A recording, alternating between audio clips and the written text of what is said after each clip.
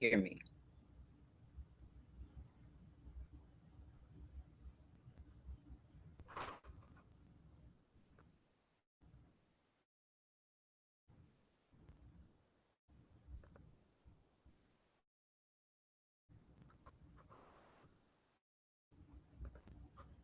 You're No, frozen. yes. I'm frozen. I'm on two different devices. Can you hear me? Yes. Still can't hear me? Okay. Like I said, there's a storm that has come up in the area, so I'm sure that's what it is.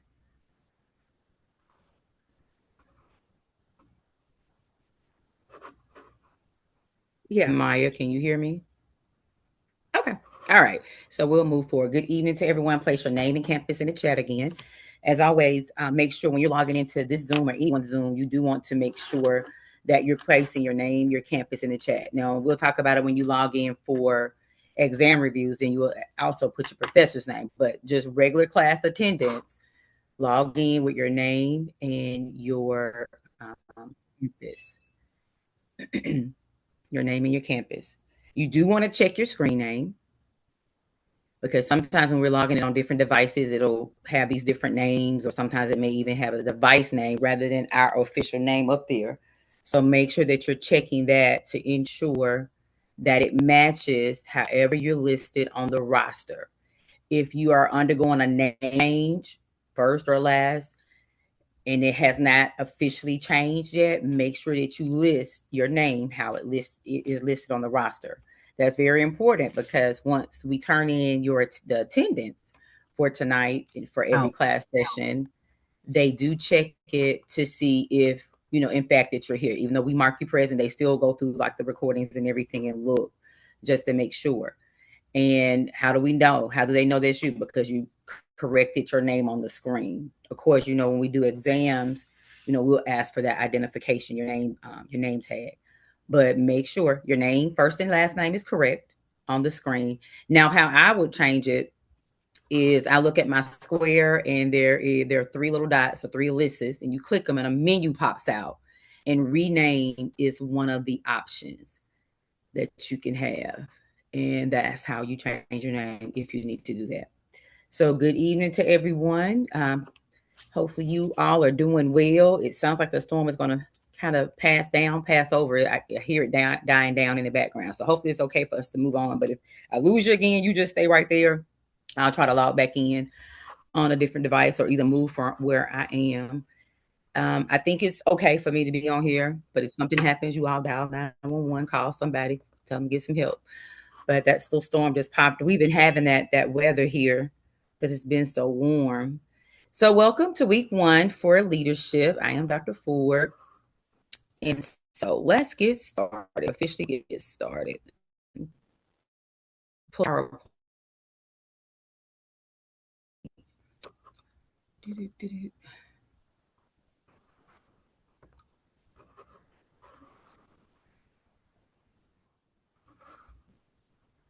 I think I'm froze you all, but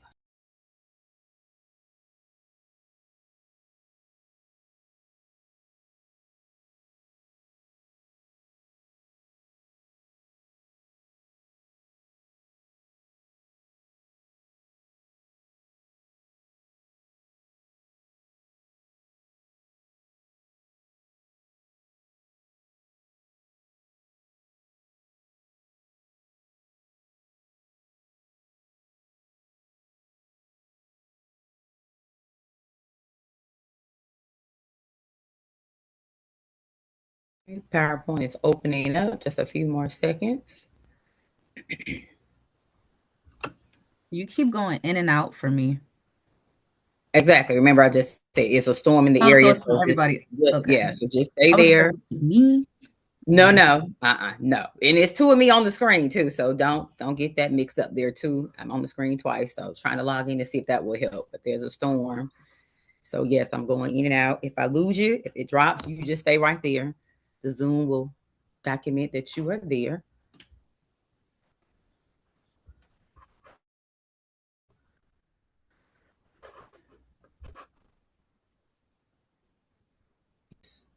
It's doing. And it sounds like even if you get logged out, which it sounds like you're in people something dropping, and it may just be on my end, you all just make sure you log back in and just say, hey, I have this going on, connectivity or whatever it is.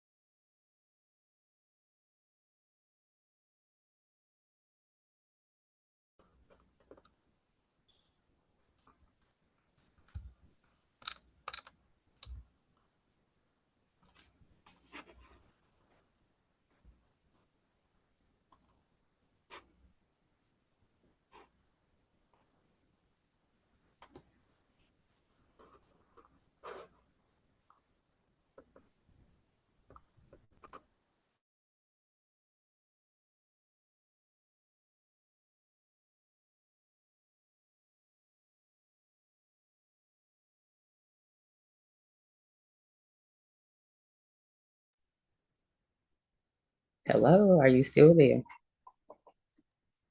Yes.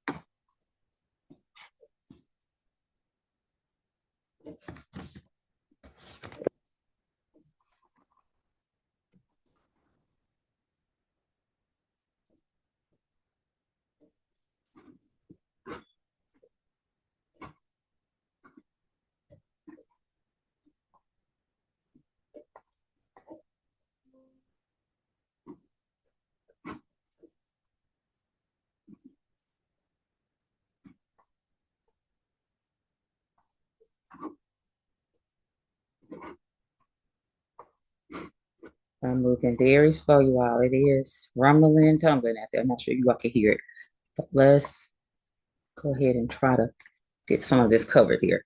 All right, are you still hearing me? Yes. Okay, thank you. Let me stop sharing. Make sure it's recording too, so you'll have this information.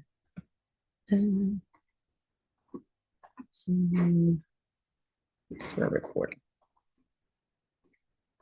So as I was saying, good evening to everyone. We kind of started off with a little interruption here, but the weather is the weather. So if you're having issues in your area too, this is anytime. You just never know when it will happen, but just make sure that you're communicating. Hey, this is what's going on. Even if your device is doing something it's not supposed to be doing, because you just never know. So welcome to leadership. And so this is an online course. And so what the whole purpose is to give you that different format for, the standards are still the same. It's just a different format so that you can get the content that you need. So some of you all might be taking all online courses, some might be taking brick and mortar, a mix of both. But nevertheless, we are still here to facilitate the instruction. And, we have due dates, but you don't have to complete the work on a Monday or a Tuesday, just as long as you get all of your work completed and submitted by the due dates. So you work on your own schedule, but just make sure that you're completing the assignments by the due dates. And I will say this several times, every point matters. So if some things happen, we're not, not being human, things will happen. And in the event that something happens when you're getting ready, and we'll talk about this, we have a whole slide on turning late work, something's going on, and it seems like you might not be able to turn that assignment in by that due date in time, go ahead and communicate that early on. Because what'll happen is usually we'll let you still turn it in, but then you're gonna be deducted that 10%. So just make sure that you're looking at your due dates. While we don't say, well, you have to sit down on Monday and read this. We don't say you have to sit down on Tuesday and read this, but we do have the due dates. Assignments usually open on a Sunday and then they close up on a Sunday. So just make sure that you're getting your assignments completed by the due dates. Okay. Online classes include, remember, you're not just here with students from your campus or your area, your community, it's from all around. So just keep that in mind. So when we talk about certain things, I think the NCLEX prep is one of them. There's another exam that some campuses take and some don't. Even when we get down to the HESI, always make sure that you're following guidelines for your campus because it is campus specific. But for the most part, generally, the content in the class is, for everyone that is actually there. But there are some little differences as we, we'll go through. So your online instructor is the first contact. So about your instructor, that's where you will find information for each of your instructors for all of your classes. That's a quick tab that you can click. It's in the module section. And so our emails are there. You usually type in our first name or last name, and then it pops up. I don't think there are that many duplicates with our names, but nevertheless, about the instructor is where you go. Now when we look at the accommodation slides here in a few, it does say to include several people in the email, but nevertheless, always include your that instructor professor for that course in that communication that you have. So this right here is what I just said about your instructor tab. Dr. Tenza is the course lead for leadership, and Dr. Sheed is the online dean. So all of this information is in the about the instructor tab. So in the event that there's an issue, concern, or whatever, what have you, just make sure that I'm in that communication. And then if it's something that I can't resolve or don't have an issue answer to, we will send it on to the course lead. And then, of course, if it's something that we can't answer, we will involve your campus dean and also the online dean, which is Dr. Sheed.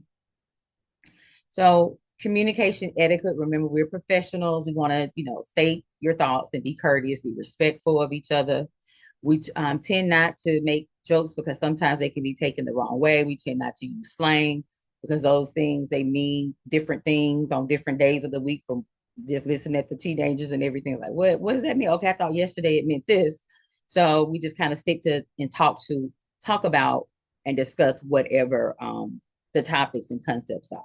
We do want to be considerate of others' experiences and feelings. So we just, allow each other to speak. A lot of times we'll ask you to come off mute and to share. So take turns. If someone's speaking, we wait till they finish, then we state what we have to state. Okay. This is a safe environment. So your uniform policy. Students are expected to maintain a clear professional appearance through appropriate dress and grooming.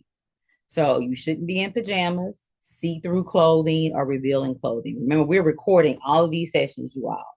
So even once we go on our break, we allow you to turn your cameras off and, go on mute. But just mind you that this recording still plays and we don't want to violate anyone's privacy or anything. So just make sure that we are dressed appropriately. And what that means is not wearing see-through clothing, revealing clothing, or pajamas. Failure to comply with this dress code will result in reverting to the campus uniform policy. So misuse of substances, including vaping products, tobacco, all forms, marijuana, including edibles, regardless of the state law, alcohol, and certain prescription over-the-counter medications as determined by the Dean of Nursing is strictly prohibited. Students are prohibited from vaping, smoking, or using tobacco products, or using marijuana while in the nursing uniform or program, or you have your ID on. During school activities, in public as a nursing student, on campus, even in street clothes, or at clinical sites, as this projects an unprofessional image. The virtual classroom is a professional environment. The only thing is we're just not sitting physically in the same space, in a brick and mortar room. The virtual classroom is a professional environment and is equivalent to an in-person classroom. Visible use of prohibited substances, vaping and smoking during virtual sessions is not permitted. Okay. So the online course schedule and attendance. Your classes are scheduled for specific days of the week, and they have specific start times and end times. So why is this important? Because there's a such thing as attendance. What that means is, and I think it's on the next two slides here. If it starts we're just saying, for example, your class starts at 1 p.m. and you log in at 1:01 or 1:05, is all these things are timestamped. So then that could count against you as far as points being taken from you. So just make sure that the Zooms are everyone usually always have their Zooms open at least 5 minutes prior to start time. So just go ahead and log in, even though we haven't officially started yet, or you're in, and then you don't run the risk of, being late. So the new week begins on Sunday. It's Sunday to Sunday. So assignments open up on Sunday. Everything is Sunday to Sunday. These are mandatory live sessions. We only meet one day a week. So it is mandatory it's expected that you attend the session on that day. Now, there have been some, and we hope this never happens again, where there were horrific weather and campuses were closed and things like that, and we had to reschedule classes. But hopefully that doesn't happen.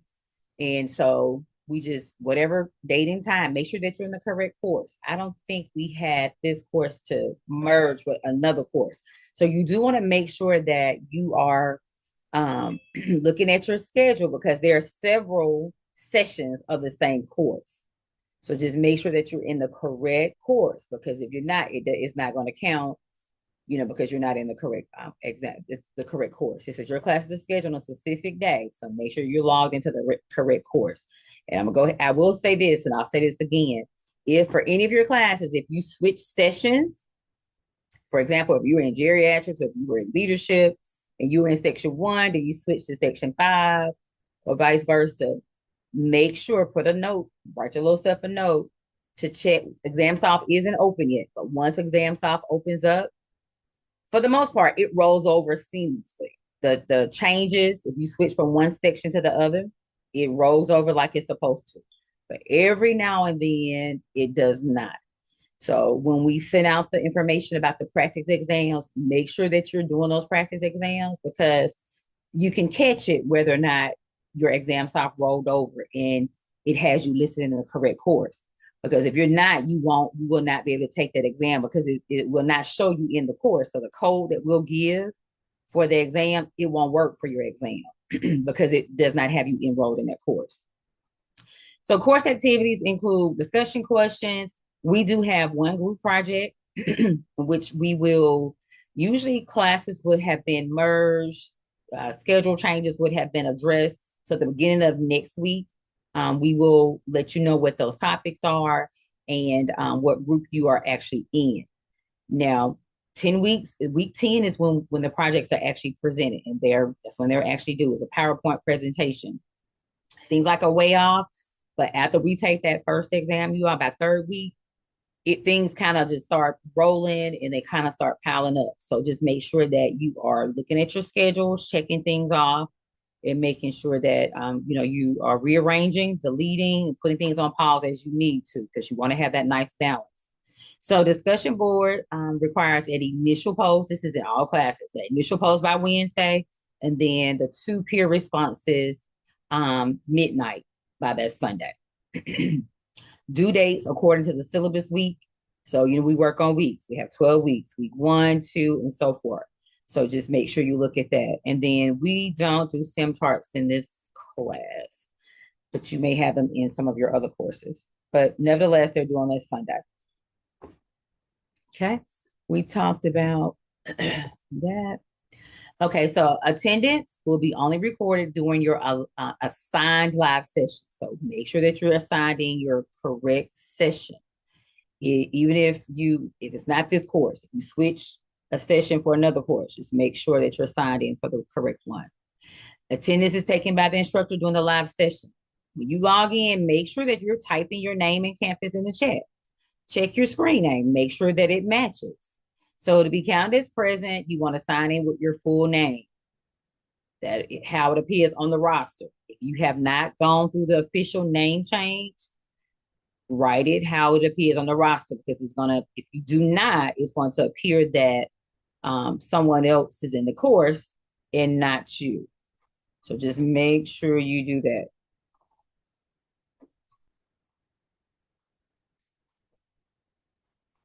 Uh-oh, looks like I lost you all.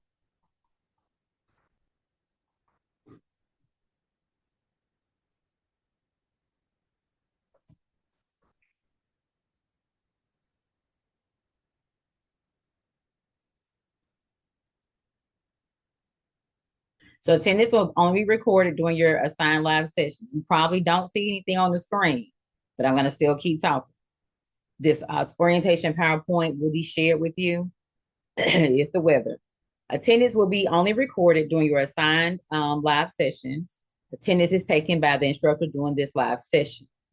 To be counted present, sign in with your full name, first and last.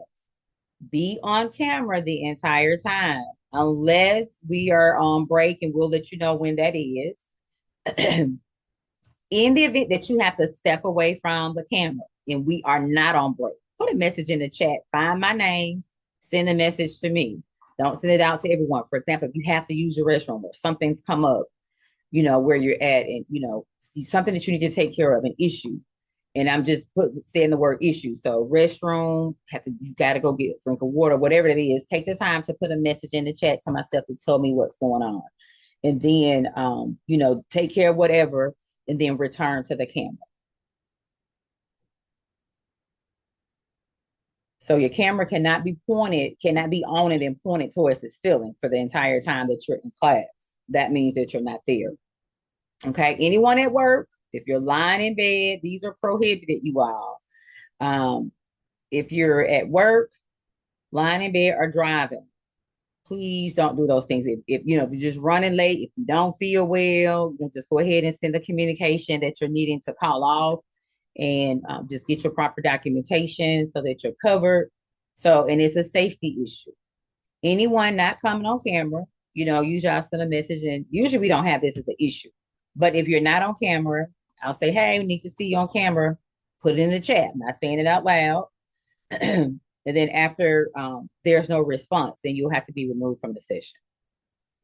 Faculty will verify students' time in class by reviewing the log-in, log-out times on the Zoom. So, we look at the Zooms, the attendance administrators, the registrar's office, they actually look at the times that you're logging in and out. Attendance missed will be recorded in 15-minute increments.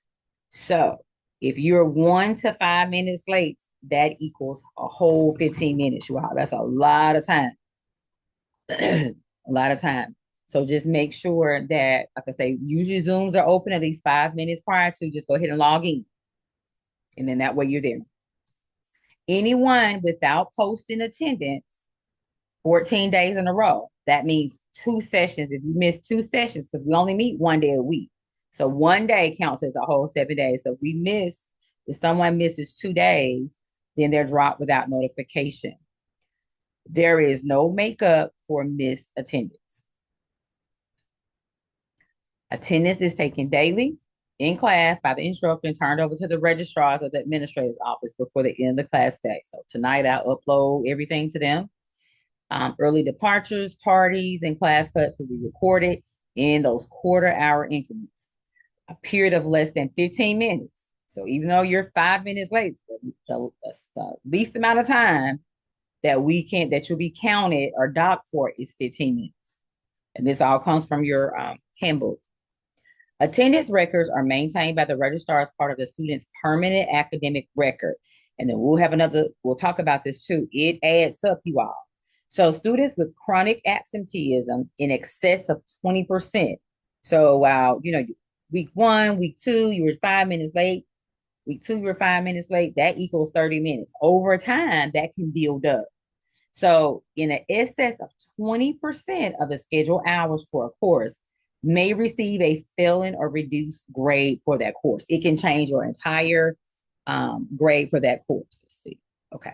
Looks like. Can you all see that now? It looks like I'm going in and out. I'm gonna keep pressing. We talked about that. No. Okay. But you can still hear me, right? So students who are more than 20% of their schedule time, try it one more time. You have to stop and reshare. Students who are more than 20% of their scheduled time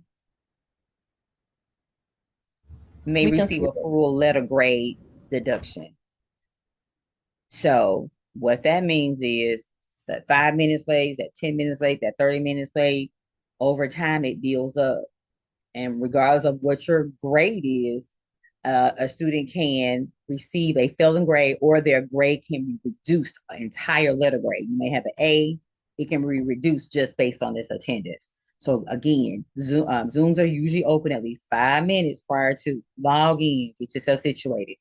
If in the event after tonight or after the rest of your courses you have for this week, and you say, what, I think I need to change, this course or whatever course to a different time of day because it doesn't work well with your, work, what are all the other things that you have to do, go ahead and be thinking about that because those requests must be turned in usually by the end of this first week.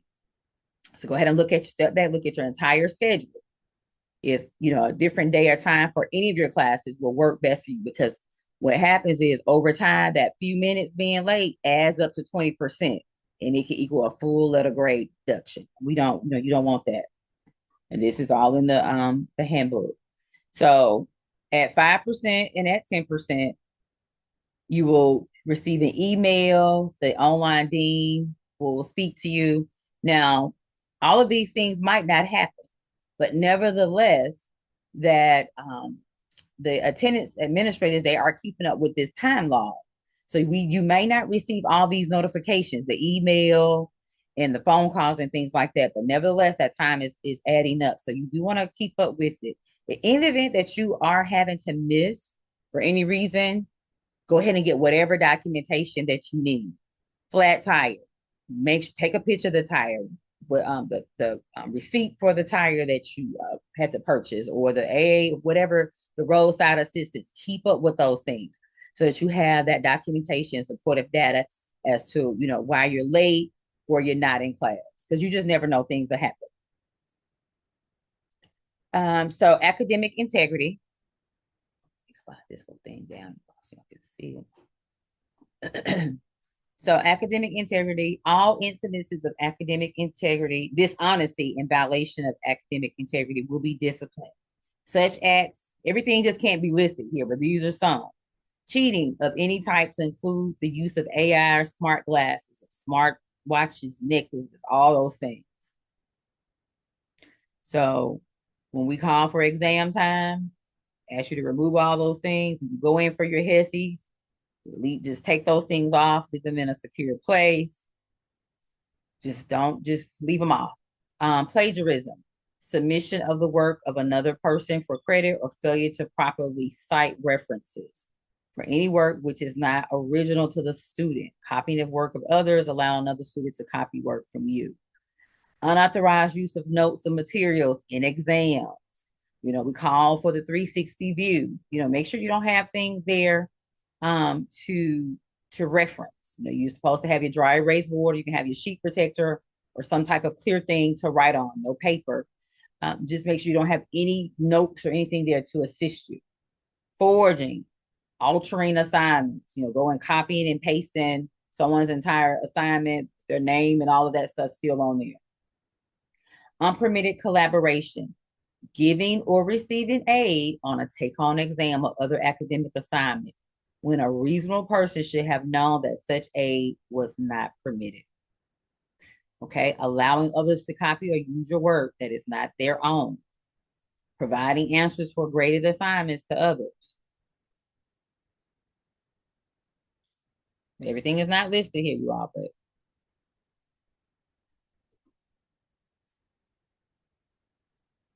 okay. The Code of Ethics serves the following purpose. It is a succinct statement of ethical values, obligations, and duties, and professional ideas. of nurses individually and collectively. We're signing up to, honor the honor system, So we're signing up to ensure that we are being prepared, we're asking questions, and we're doing our own work. We're signing up. You all probably at this point have administered medication. It's an honor system. You're supposed to do your medication right. You're supposed to verify who the person is.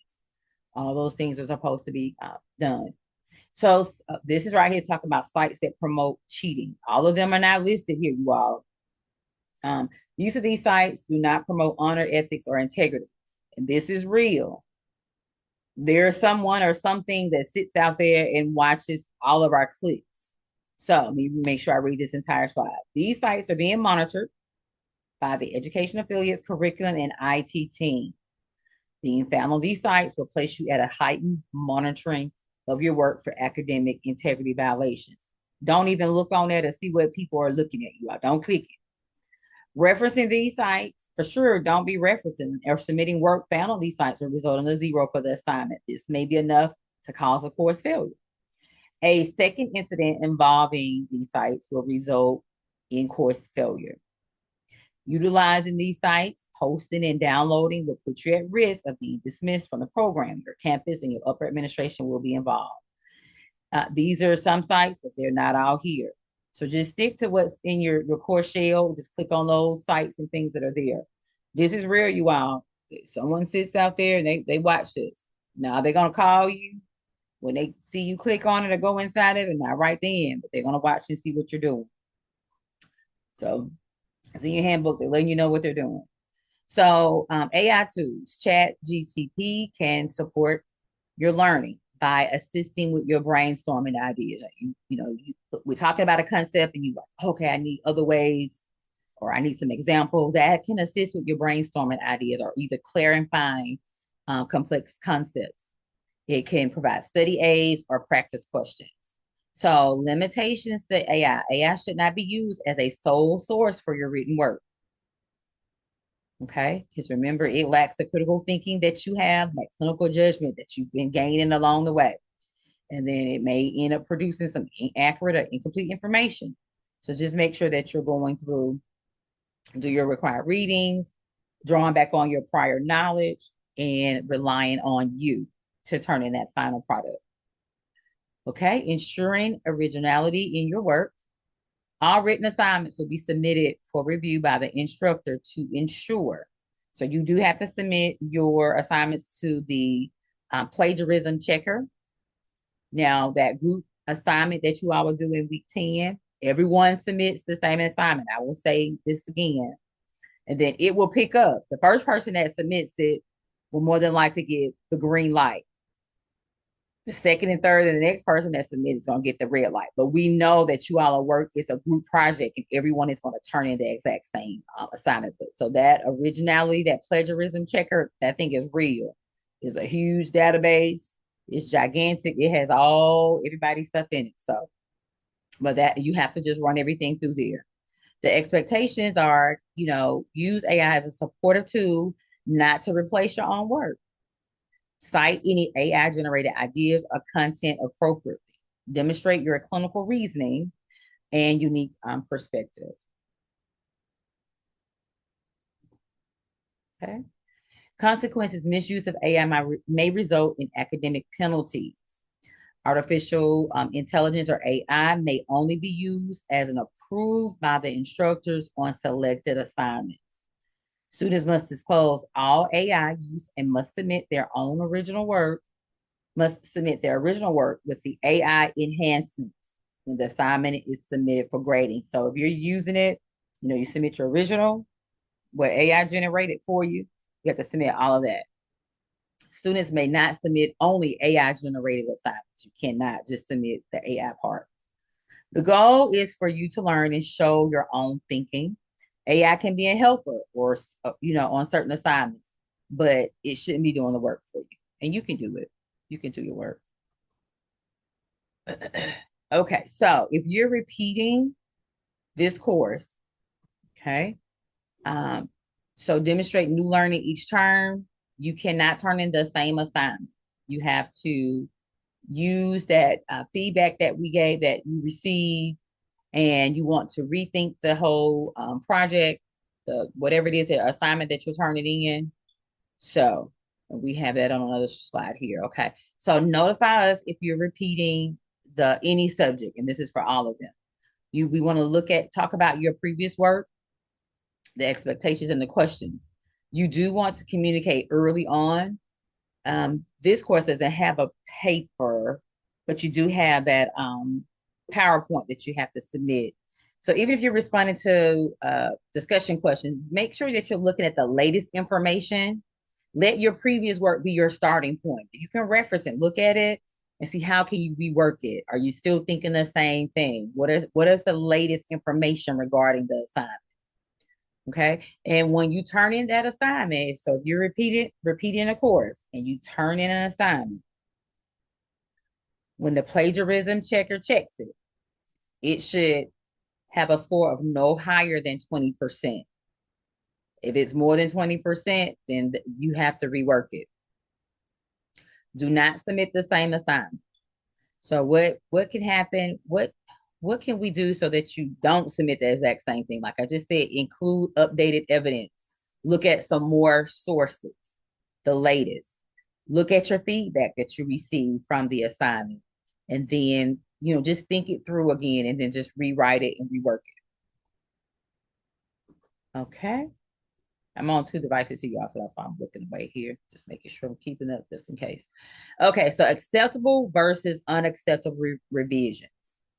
New references, new assessment or interventions, reorganized analysis, an expanded rationale, a different vulnerable population. So we do know in some classes, you do have that specific assignment, and it's about vulnerable populations. You have to select a certain vulnerable populations and completing a project about that. So if you've already completed a project about vulnerable population, let's say, for example, moms between the ages of 25 and 30. So the next time, if you're repeating the course and this is your assignment, this is only an example. Your vulnerable populations could be moms that are between 36 and 40, just a different vulnerable population. So unacceptable, only changing words, updating the title page, rearranging paragraphs, reusing previous NCLEX work, submitting essentially identical projects. Unacceptable. Okay, reusing prior graded work without required revisions is self-plagiarism. Instructors may compare current work with previous submissions. Students may be asked to explain the revisions and just go ahead and just demonstrate your current learning. Like if you incorporate new references, we were reviewing concepts here. We'll ask some of you all to come off mute. We'll get you in a group and you'll do presentations. Even though we're talking about the same concept, we are still reword it and say it a little different. So even though that you're repeating that same assignment, if you rework it, look at it again, you're going to say it a little different, especially if you're using new references. So just go ahead and contact us early on. You want to review the announcement and the rubric. Look at that rubric. It guides what what should be in there. Ask questions before submitting. We are here to help, to assist. Okay. So we have these 7 keys to steps to success. And there might be more, but you want to review the work that is due each week. Now, mind you, things go from Sunday to Sunday. So you can turn that assignment in before Sunday, especially if in the event that you know that you're going to have something going on Sunday. You have clinical Sunday. Go ahead and turn that assignment in on Saturday or Friday, but you do have that leeway. So make sure that you are looking to see what's due. You want to complete the reading assignments. You got to have that foundation, because if we are talking about, if the concept is about flowers and we don't understand what a flower is, don't even know what it is, what it could be, how it was formed, and how can we answer questions about it. So those required readings are there to assist you in building that foundation about that concept. Because we do know we have next gen questions. Select all that apply. We have drag and draw the lines, all these different type questions. And so we don't want to be answering incorrectly because we don't understand the concepts. So that comes from reading those assignments, taking the time to read through those assignments.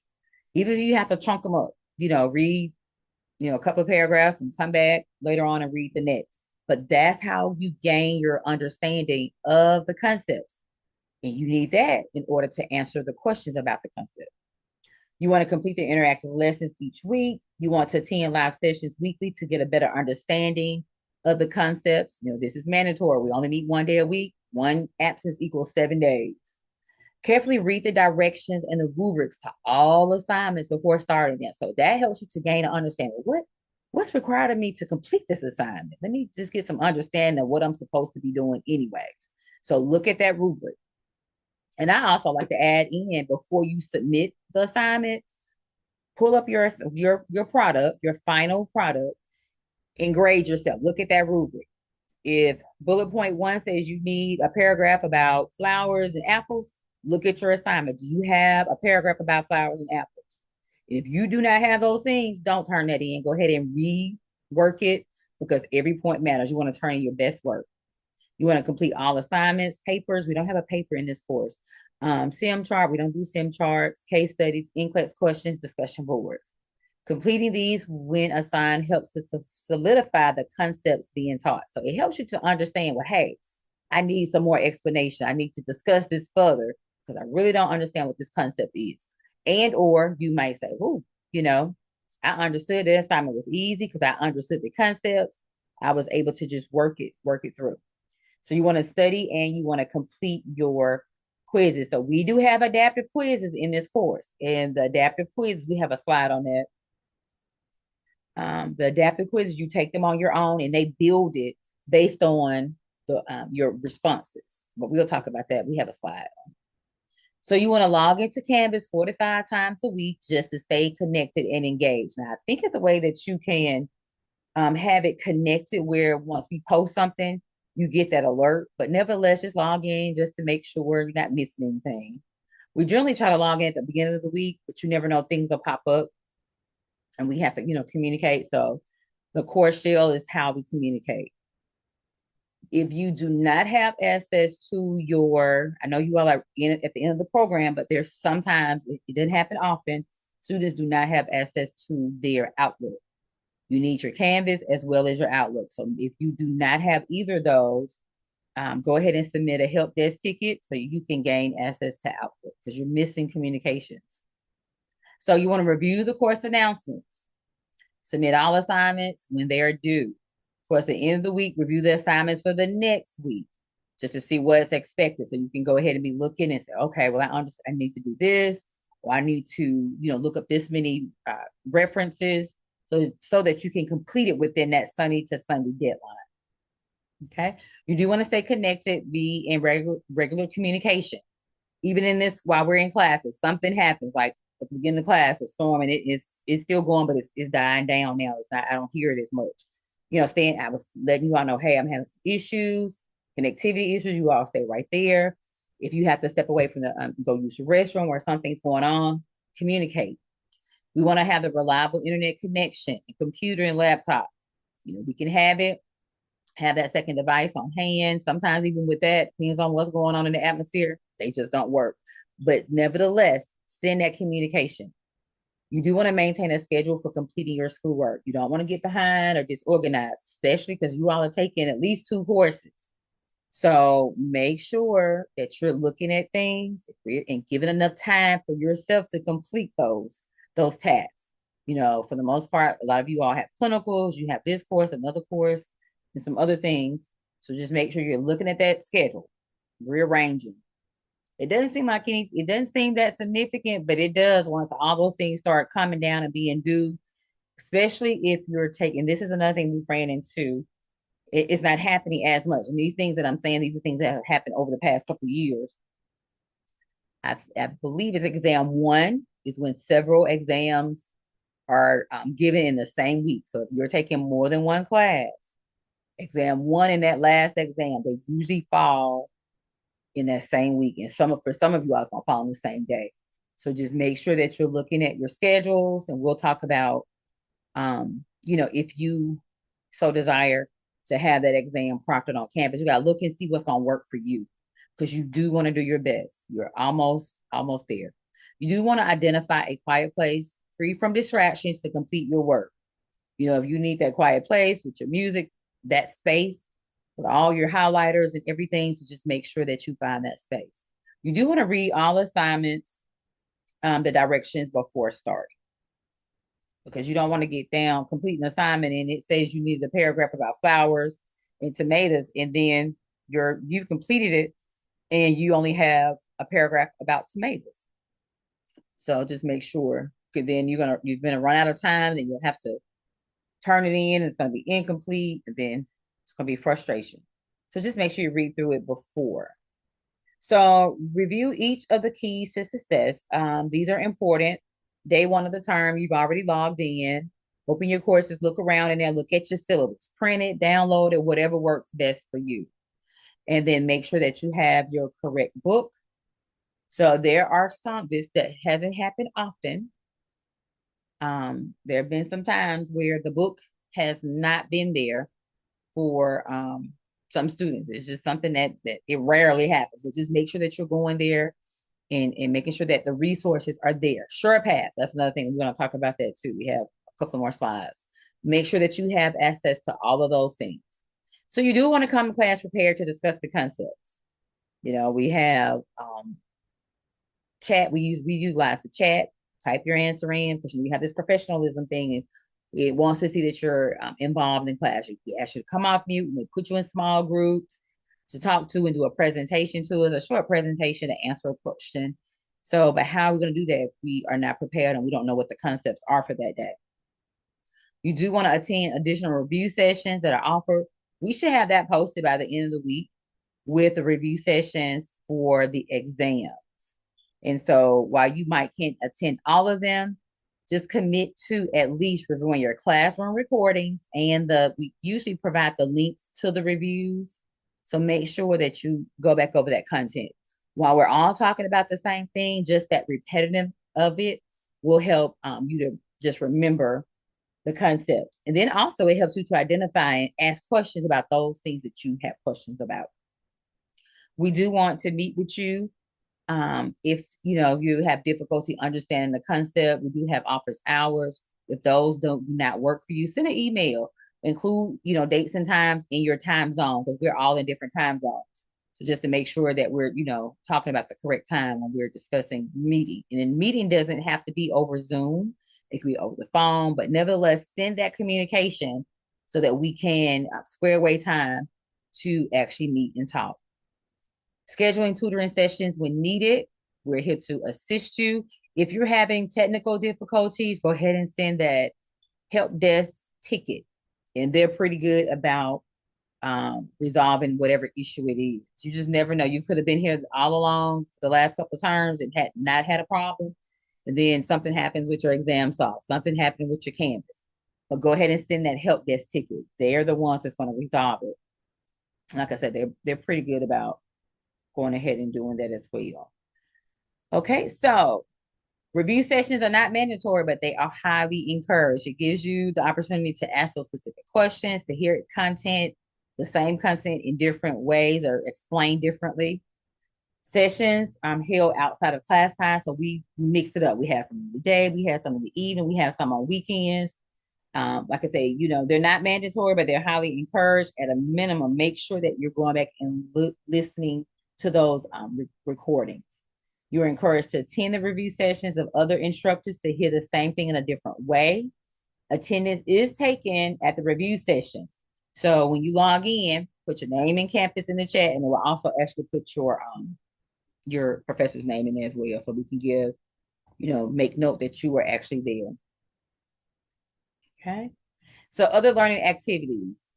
Students that participate actively in these two interventions tend to have higher testing scores, as many as 20 points higher. So those that have reached out, either, via email, I have a question about, flowers, if it's not over the phone, it's not Zoom, those students that have reached out to gain that clarity, and they've asked for tutoring. They went in and just spent the extra time reviewing, going back again to look at the classroom recordings. They have said, this is coming from that survey that you all complete at the end. It asks about, you have that free text. What do you think that has helped you? We've had students to like literally just rock the HESI. I mean, their scores are just been really, really high, and this is what they told us. Hey, because I reached out and I got that understanding that I needed about that concept, rather than just saying, "Oh, I missed those 2 or 3 questions." That has helped. Okay.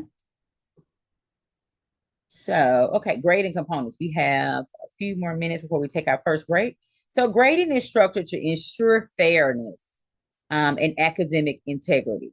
Key graded assignment assessments include KGA, key graded assignments. They include exams, in some classes, your skill validations, which we don't have any here, HESIs, adaptive quizzes, simulation activities, and some classes even have like these experimental evaluations. We don't. We'll look at our syllabus to ensure. Students must achieve that 78%, you all, without rounding. 77.77 is not 78% without rounding. To pass the course, we must achieve that 78% without rounding. Additional grading assignments are designed to be completed outside of the classroom, like the lesson assessments, and then, of course, the professionalism are only factored in if the students have achieved that 78% in that key graded category. So with those exams, if that score is not 78% without rounding, that student does not pass the course. Of course, we eventually turn on the homework grades and the rest of the assignment grades, and it is incorporated in there, but that grade is not valid because that 78% is not outright with that with those key graded assignments. And we'll talk about this a little bit more here in just a few. So I want to stay on time here. What we're going to do is stop sharing. We will stop and take a 5-minute break. Remember, this recording still plays, you all, so turn your cameras off and make sure you're on mute.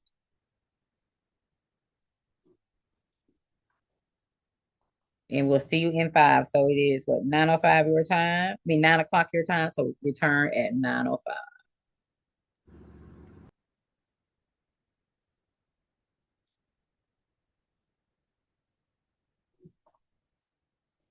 Just someone asked about, was attendance counted because when you logged in early? Yes, your attendance, you're here at that hour, the start time. Zooms are just open. Sometimes I even open the Zoom 10 minutes early, as long as you're there at start time.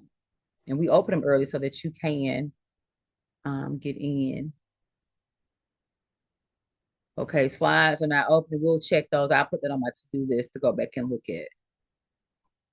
Okay. All right. So we will see you at 9:05.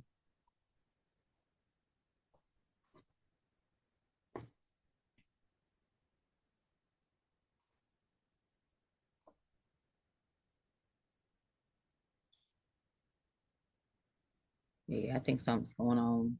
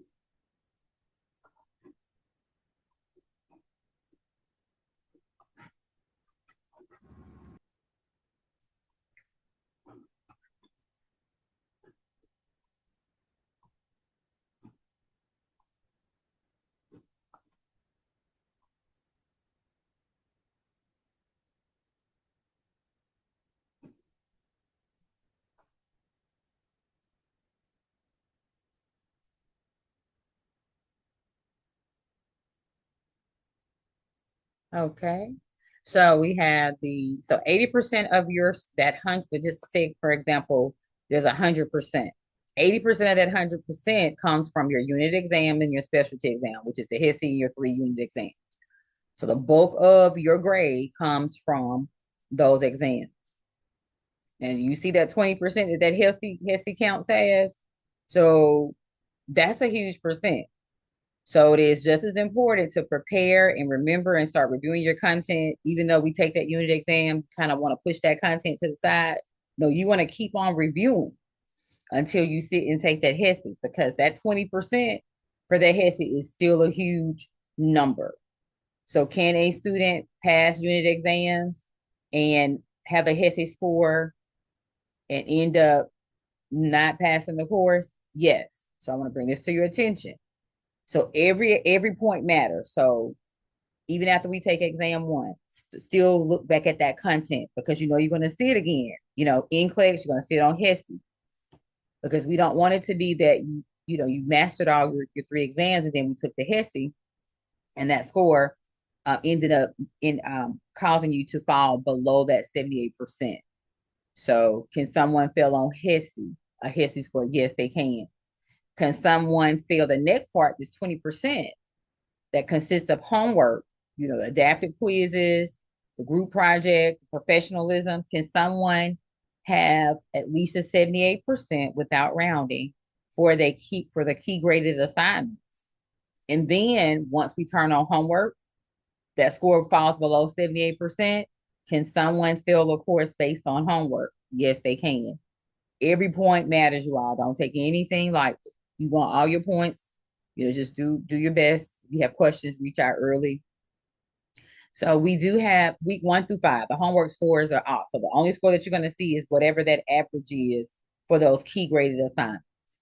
Then week 6, we turn the homework scores on just to show the impact of how those assignments are going to affect your KGA score. Now, but sometimes, we get confused, or, you say, well, my score went up, then it went back down. It is going to affect it. Your score is going to change because we're adding in that homework, which is that 20%. So it should change. But don't forget that you must have that 78% outright without rounding. Then we turn the scores back off so that we only see the key graded assignments. Homework scores, they remain off until the HESI exam has been remediated. So this past term, you do know that the HESI created a plan for you. So, and it's based on your responses. It's tailored just for you. Those things that you may need to go over, those concepts that you need to strengthen that knowledge base about. So your combined score on all quizzes, unit exams, and specialty exams in the course must be the 78%, you all, or above, before any credit for the completed homework is given. So a minimum passing grade of 78% is required for successful completion of the course after the homework scores are added on. Okay. And it sounds like someone's dropping off, but just log back in, you all, if you're having connectivity issues, and just put a message in the chat, because that's something that happens. So remember, you must have your 2 devices. Go ahead and get your 2 devices. Make sure that if you are using a new laptop and you haven't used it before to take your exams, which the practice exam is required anyways, make sure that you do the practice exam, because if the specifications aren't correct, then you can't, exam software will not let you pass go. You won't be able to take the exam, because until those specifications are correct for that device, you need those 2 devices. One, you're on taking your exam, and the other, is positioned so that you can be in view. However you do that, just make sure you have your 2 devices, make sure you have your chargers, because sometimes we have these things charged up and something happens with those batteries and they, go off charge quickly. Ensure that you disable anything that will turn your camera off. There's some settings on your camera, that's on your device, that may turn your camera off in the event that it does not detect any movement or activity.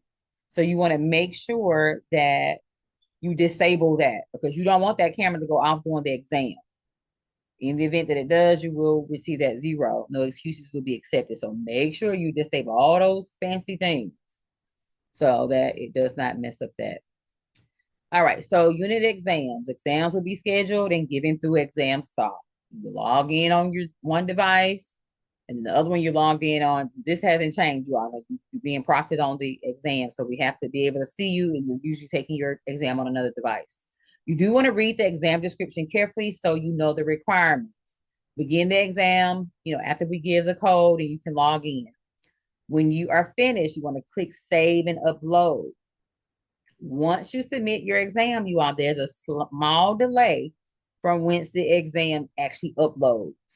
So don't close your device up and don't log off until you get that confirmation from us that say, because there's usually two of us there, two or three of us there in the classroom anyways, from us that says, hey, yes, we can see the exam. Have students closed up devices and logged off and we couldn't see the exam? Yes, we eventually found it. But just wait on that confirmation saying, hey, yes, we do have it. Be sure both your computer and your second device are fully charged. You have your chargers in reach. You must also complete that practice exam scheduled before each exam. No excuses, because what we're running into is on exam day, people change devices midway or something happens on that device. These devices update and ExamSoft doesn't like what it sees. And so it won't let the student move forward. And so that creates that tension, that chaos, and all of that. And it allows, it creates this setting for the person not to be able to do their best because they're thinking, I can't get into this exam. So just make sure you complete that practice exam each time just to make sure that your device is good. So you are only allowed that one attempt. You cannot stop, pause, and resume. If you're having technical difficulties, let's stop the exam and notify the instructor. We'll talk about it. We usually will go into the breakout room. One of us, like I say, there's usually several of us that are there. Let us know what's going on. We'll talk about it. And then you'll decide what your next steps are. You remember we have that 7-day window to take that exam. These exams are timed. So if we're having to, like those problems that I were having initially, and I think I may still be having some lag or something in here. If I was having those problems doing the exam, I would want to stop that exam. I would not want to take the chance of me reading through the question and me clicking on something, and because of the connectivity is not picking up what I am actually submitting. We have that 7-day window, you all, because we want you to do your best. So that's fine. Yes, so that good communication. So exams cannot be repeated to improve a grade. So in the event that something's going on and I say an issue, whether or not that issue is connectivity, you're sick, not feeling well, an issue, if it's of concern that you might not do your best on that exam, that is an issue that we need to know about and talk about. And then you make a decision. Do I need to take this exam on a different day? We'll talk about it. So, because once you hit submit, if you push through, say, well, hey, I pushed through, and then you get your grade like, oh, I would have done better had you just waited and addressed my connectivity issue or addressed my headache or whatever the issue was. You can't repeat Excuse me, Professor. Mhm. I just signed in on my second device because my phone is about to die. Yes, I don't see you in the waiting room yet. You haven't popped up on the screen. Maybe I'm up there. I don't see you up there. Because it'll pop up, it'll say admit you. I don't see it. Okay. So log out and log back in. Yeah, I saw your message, but I don't see your device logged in.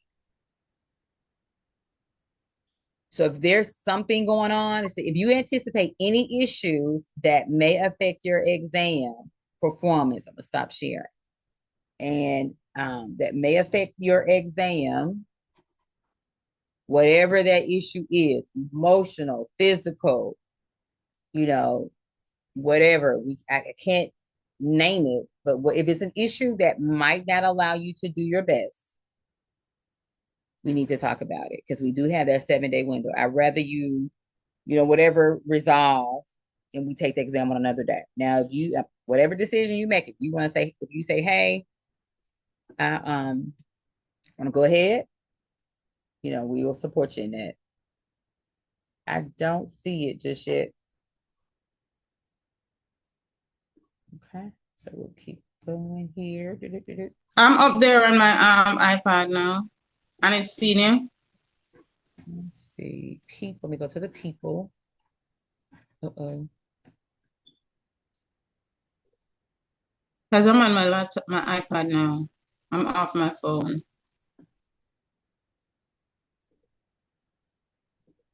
Okay, I'm still not seeing, but hold on, it may be just my connectivity. Okay, you're allowed that only that one attempt. I'm still looking for it. You cannot stop, pause, and resume, and then you cannot retake the exam because participants, because you're saying, hey, oh, it went away. I want to try that exam again to improve my grade. Let me make myself a proctor over here.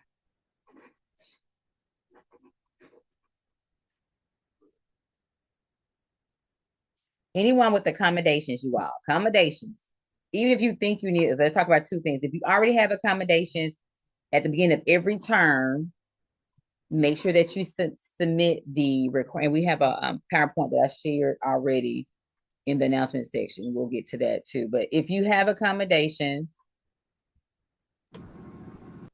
make sure you submit that paperwork every term, every term, every term.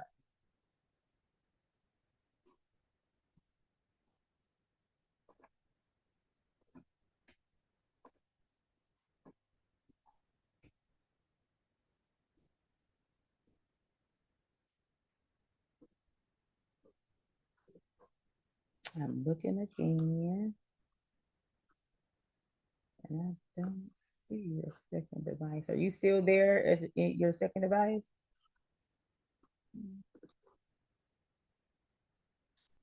Okay, I don't see it.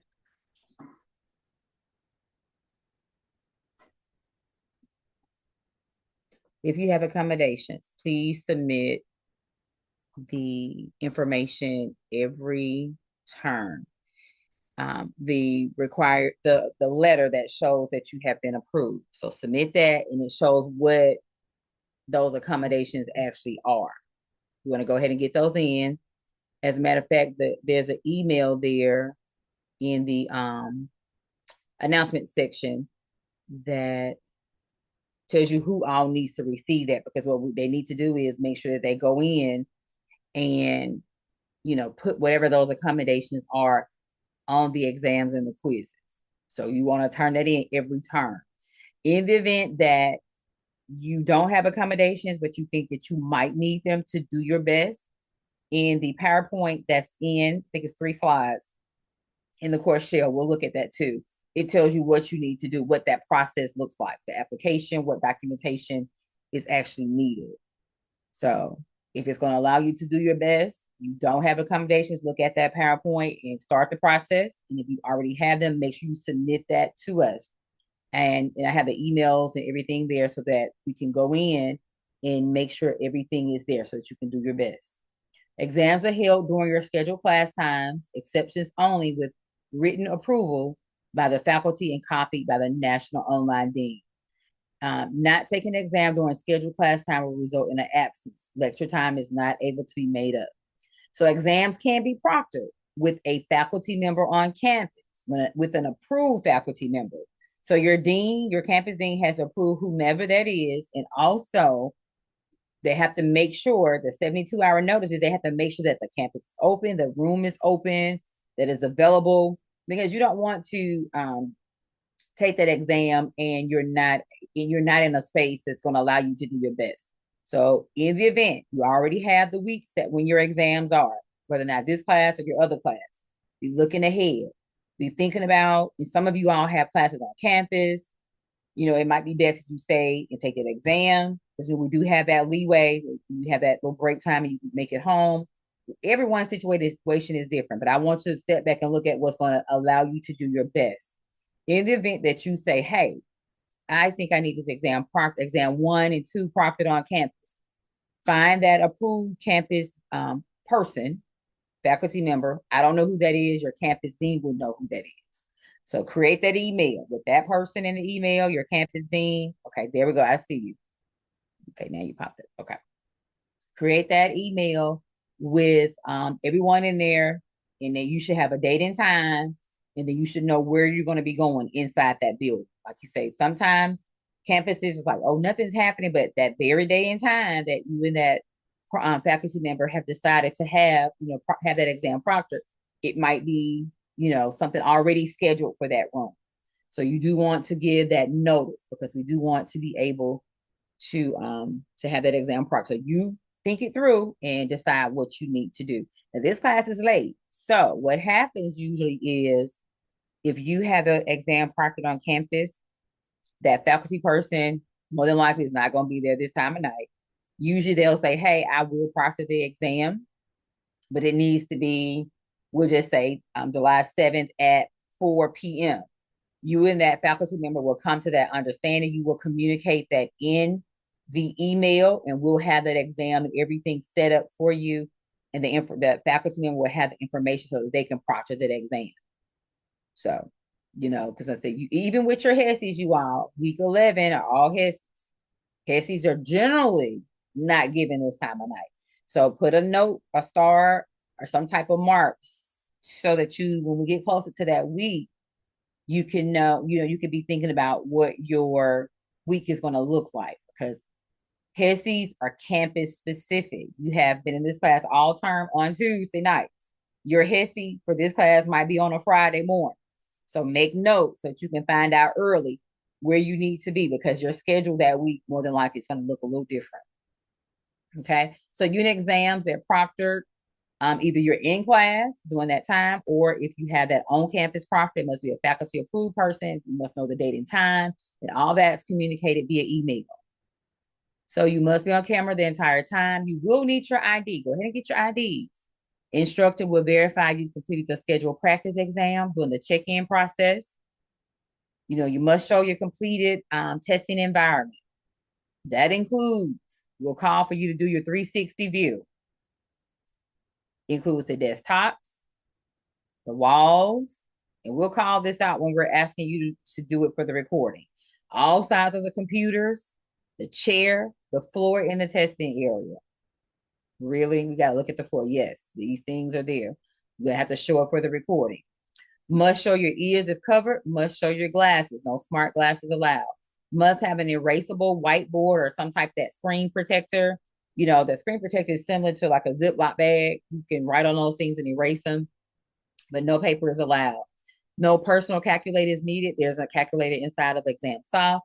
If a tester has religious exemptions, please ask to discuss this issue with the instructor. Appropriate accommodations will be granted. Do not assume instructors know about your individual requirements. So inform us. Okay. So missed exams will be held to the late work policy. Exams missed without prior notice will result in that 0.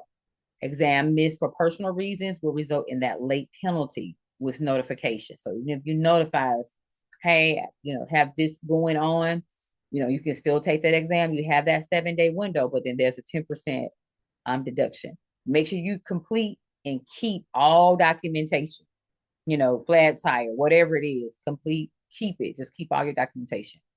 This documentation must be submitted to Dean Sheed, the national dean, and also your campus dean will get the information as well. Notification must occur within that 24 hours of scheduled exam. Sometimes things happen. We hope they don't. But in the event they do, notify us of what's going on. Documentation must be presented prior to the exam being rescheduled. Any exam that's not rescheduled within that 7 days will result in a 0. So we want to contact the instructor with any issues, you all. An issue, if it's going to, and I can't say this enough, if it's going to cause you not to do your best, it's an issue. So notify us before taking that exam. We want you to be successful. We can come up with another day and time for you to take that exam. We have that 7 days. Okay. All right. So we want to read and follow the instructions that are on your assignments. So technical issues during testing, I wouldn't try to continue. It's up to you. I'm going to support you in what you decide. We've had students to push through and they did well. We had students to push through and they didn't do well. We've had students to say, hey, this is the issue. I need to stop this because I need to take this on a different day. Notify us immediately in the chat. There are usually several of us in the classroom doing exam time. So what we can do, we'll look at the log, we'll look at the number of times that you stop viewing the testing information and how much time the student used of the allotted time. So for example, we have the 75 minutes for the exam. Something happens at minute 61. So, 62 all the way to 75, those accommodations or things will be allowed not the retake of the entire exam. So it takes into consideration how many questions we're seeing. Sometimes during the exam, it will ask you to request a resume code or reaccess code. Just put it in the chat. If the message pops up on your screen, it says, hey, you need this, just let us know. And we'll, click our little exam solve thing and just asking for a code. We're going to have that code to give to you.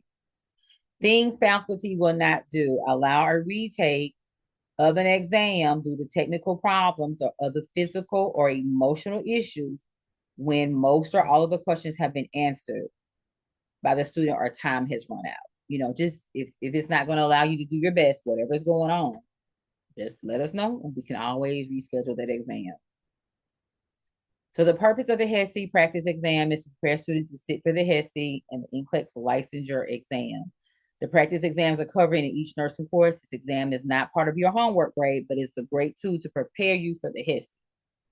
And we'll have several review sessions for that. We'll let you look at, the other professors. I think it's 5 of us. So you'll have several recordings to review the content.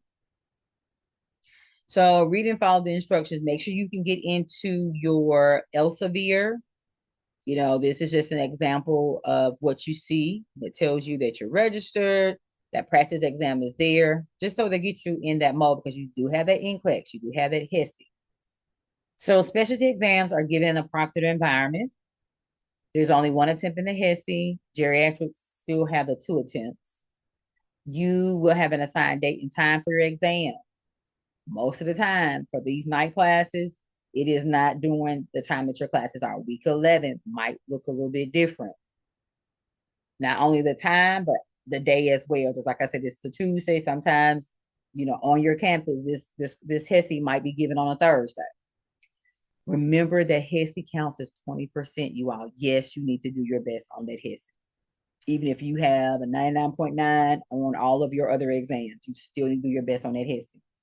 The benchmark for the exam is 900. We prep you from day 1 with all the materials to achieve that 1100 or better. Okay. Remediation is, watch our time, is mandatory. We're good. To receive your HESI score, that remediation, it creates these packets for you, that personalized learning plan. Evolve creates this, and it's tailored to highlight those areas that you're not as strong in. So your personalized plan is going to look a little bit different from mine based on how we answer those questions. And so your remediation packages, they must be submitted by 11:59 on that Monday of week 12. Failure to complete that HESI score is no longer valid. You could have had a perfect HESI score, but that personalized learning plan wasn't completed by that due date and time. That HESI score is not valid. It turns into a 0. Okay, so your personalized learning plan includes everything you need to strengthen those areas. Short text excerpts, the osmosis video, we have case studies, quiz questions. The workload scales smartly to your performance. Is really catered to your responses. Okay, so also this must complete their full personalized learning plan. It's required part of that post-exam remediation. Prior to this past term, it created these packets for you. And then the remediation is based on your time, your time spent in there. Now it's based on you completing those packets, that learning plan.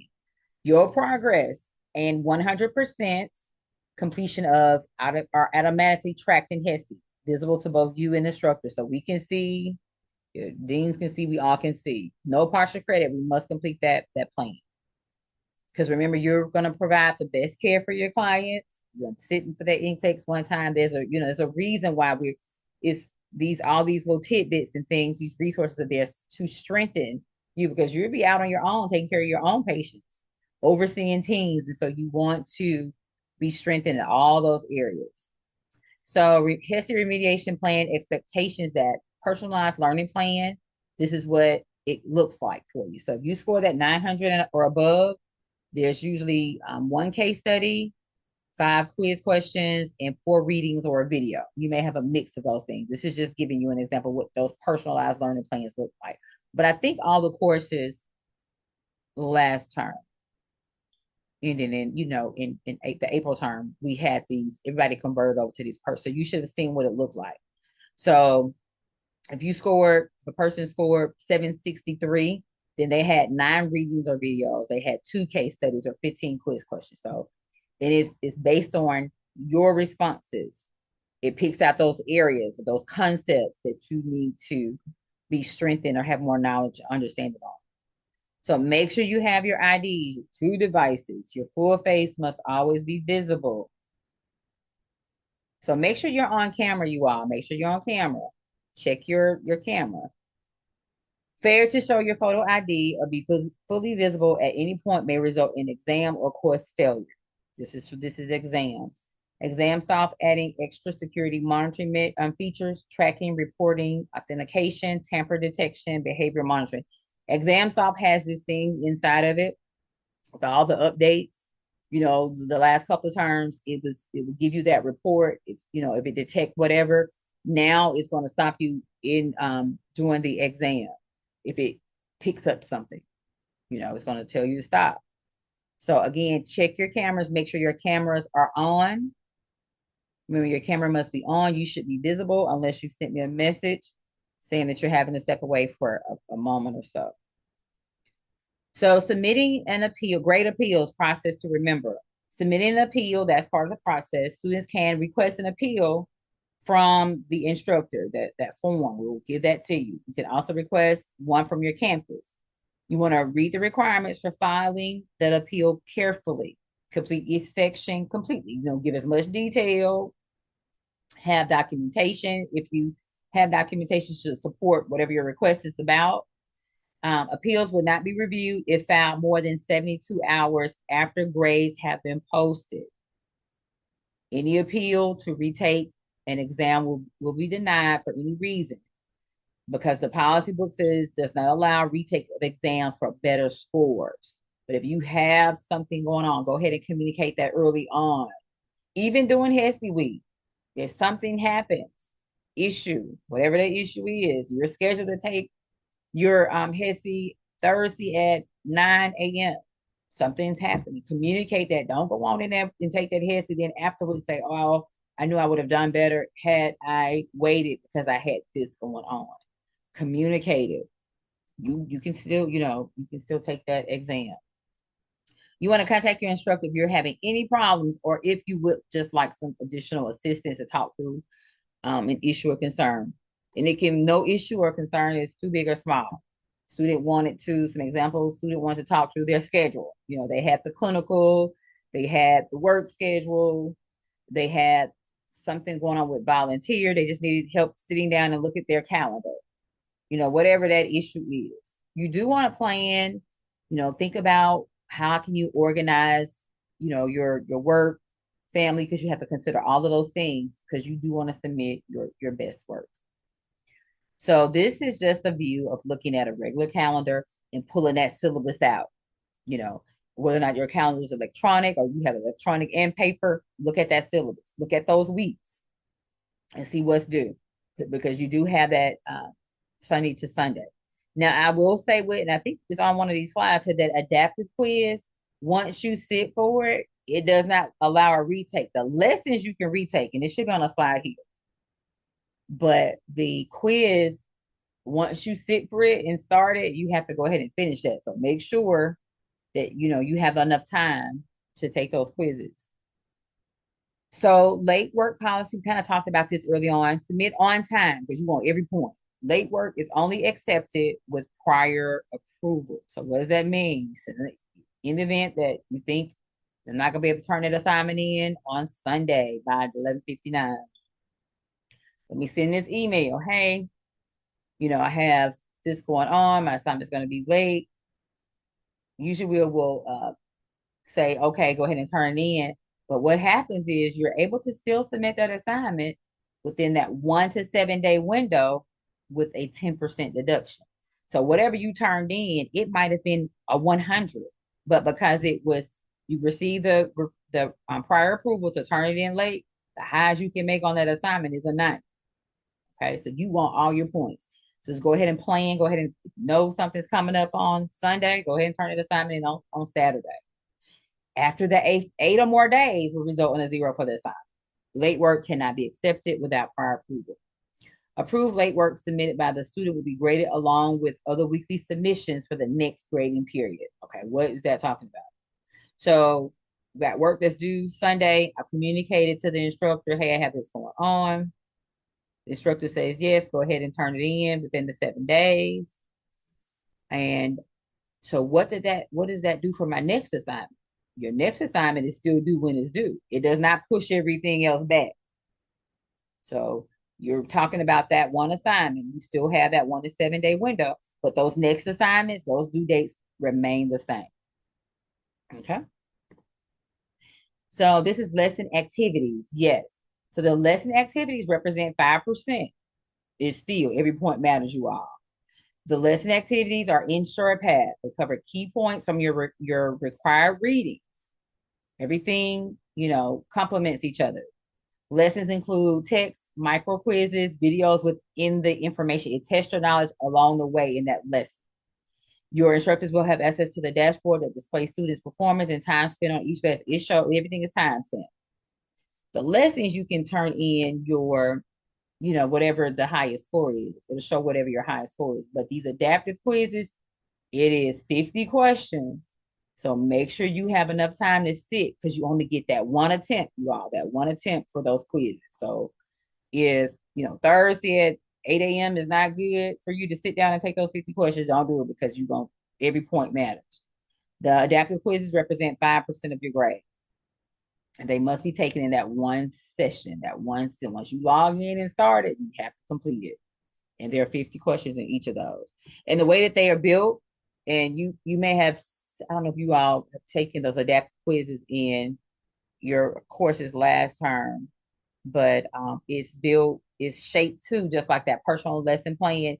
If you're answering questions correctly, it gives you a more challenging question the next time. But if you're answering the question, if you're getting those questions incorrectly, it tries to help you rebound. So it's adapted to how you're answering. Go back to that. It says the group project will guide the development of professional goals and relative to the profession. So we will assign the groups and you'll have your topic on next week. Professor, can I ask a question? Mm-hmm. This course is basically going through is it preparing us for NCLEX, going over each topics and each module? Because this is our final semester. And we've been through a lot of what you're saying already. So I'm just trying to follow up to see where we at, if what this module entails. So you have to check in your modules and this is leadership. So it's talking about the ethics. You're asking what concepts will this course cover? Ethics, yeah. How people are paying for the services. You're working at the urgent care. You're at the long-term care facility. How people paying for those services? So it's from that leadership role. So that's what this course is all about. So you want to look at your assignments, making sure that you are answering, and completing these assignments as the rubric allows you to, is encouraging you to. You want to follow that rubric. Like I said, put your assignment up and look at what you're getting ready to turn in. If you don't have all the things that are there, don't turn that assignment in. Please complete it to the best of your ability because every points matter. You're at the end and we don't want you to miss, done well this whole time and then you miss, this last course. So tips for group PowerPoint. So you all will be in that group. Everyone's going to turn in the exact, even though, for example, I and Miss Hunt are in the group together. She completes all the slides, and I decided to do the presentation. We turn in the exact same, we both submit the exact same product, PowerPoint. You do want to use current edition of the APA manual. Okay. Refer to the Purdue Out is a good resource. Use nursing journals. You want to stay away from those restricted sites. Make sure that you have sufficient resources for review. So in the rubric, if it says have 5 resources or 5 references, make sure you have all of those things in. Look at the rubric. Look at what you're getting ready to turn in. Be sure that they're no more than 5 years old. Even if you repeated a course, go back in and look at your references. Use different references. Use more up-to-date references. You want to summarize those key points in your own words. And even though it's not our own information, though we're summarizing and paraphrasing, we still want to do those citations. We want to give credit for those ideas. Okay. So you do have professionalism evaluation. This is every week. Attends each class in full and arrives on time. You know, this rubric is there. Engage in respectful and constructive interactions. We'll ask you sometimes to come off mute and share. We'll ask you to go in small groups. We'll ask you to type information in chats. So, and then we ask you to respect and diverse perspectives, value, and consider the viewpoints of, and ideas of others. Following the dress code, you know, we've explained to you what's required. You know, look back at the video and see that, you know, something was inappropriate. You don't get those points. You want to complete all of your assignments. Just complete all of them in a timely manner. This feedback is intended to help you measure your progress and identify areas for improvement. Our goal is to support you. The professional evaluations, it represents 5%. Doesn't seem like a lot, but every point matters, you all. Okay, so as we move on to start week 1, are you prepared to sit for your specialty exam? You've already knew the content for this week. Have you started? Did you look at your required readings? Have you started reading? What questions do you have about the content? No, we don't have any time to squander because this is your last term. Things start to just, you know, bungled up here by week 3. So have you done your required readings? What questions do you have? Are you reaching out for questions about the concepts that you are still struggling with? Attend the review sessions. Schedule tutoring. Okay. Basics of APA format. We have some examples inside of, we usually give you some examples so that you can look at that in the announcement section. So this is just an example right here. In-text citations, direct quotations. Purdue Aldo is a great resource.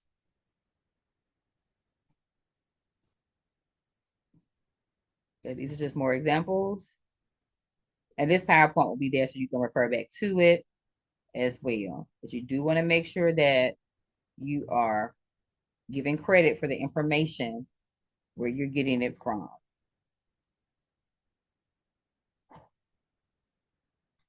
Okay. This is just being specific. You may even want to print this out so that when you are writing your papers and or submitting your PowerPoint that you're referencing things like you should.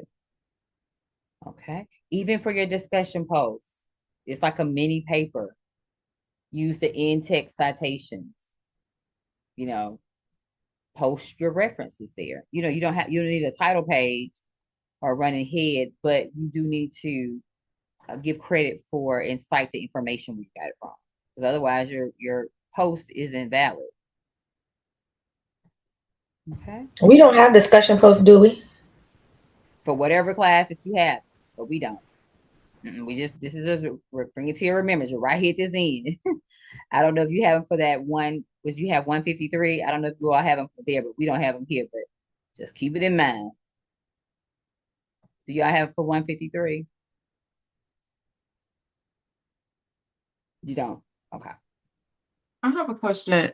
So Mhm. are you teaching multiple classes within this? Because like I noticed like you said something like about geriatrics and they don't have to do stuff and then us. Is this like 2 classes mixed in one or are you just stating in general? No, this is the PowerPoint that they've given us to go over with everybody. Oh, okay. Whatever class that you get, we get these from the course leads. They have Oh. created this. We didn't create this. So they've just combined it and put information there. So by now you should have already taken geriatrics, right? Yes, that's why I would wonder, like, Mm-hmm. was you just Yes. introducing two classes at once or something? That's I was just wondering because you just mentioned geriatrics. That's why I was like, I've already been in that class, so I was just wondering. Yes. Yeah. So they create the dean and the course leaders, they create these things, you all. And these are things that, if they don't apply to you, they don't apply. Even with these examples though, if you move forward for, on with your education, wherever you still these reference APA doesn't change. So this would be a good just tool just to tuck in your file somewhere.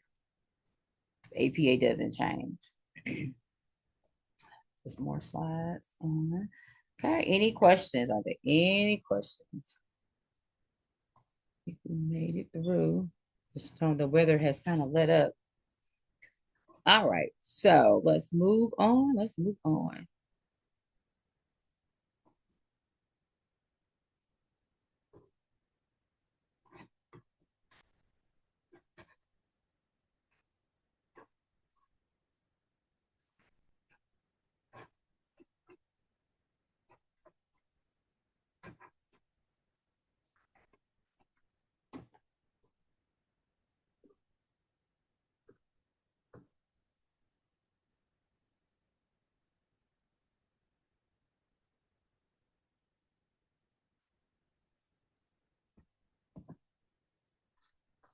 I'm trying to pull up my next PowerPoint here.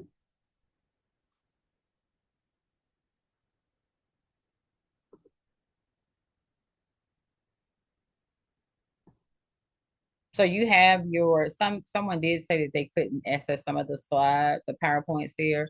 We'll, resend them to you. Yeah, sometimes those devices, if you don't subscribe to certain things, it won't let you open them up. And so sometimes you have to just send it in a different way or different format. So just waiting on the PowerPoint to open up.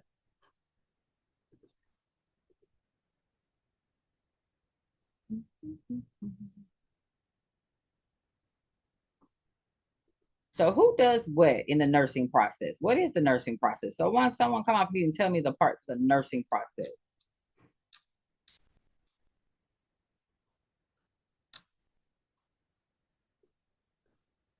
That's a charge nurse.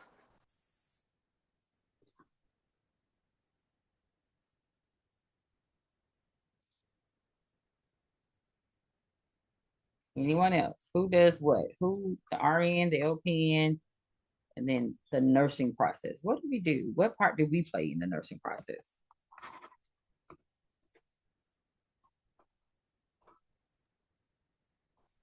As LPNs, we help with treatments, medications, comfort, support. RNs deal with more of the admission, not necessarily diagnosis, but the care plans, and we help assist to make sure everything's going in the right direction. So what are those 5 parts of the nursing process? Talking about ad pie. Okay, Yeah, RN does assessment, diagnosis of and the planning, data. implementation, and evaluation. Do we agree? Yes. Okay. So what is implementation? What is that part? Like you're doing the plan, like you're giving the care. The doing, the to-do-itness, to get it done. Okay. What is the assessment piece? What are we doing that part? Collecting subjective and objective data. So you started the conversation. What is objective data?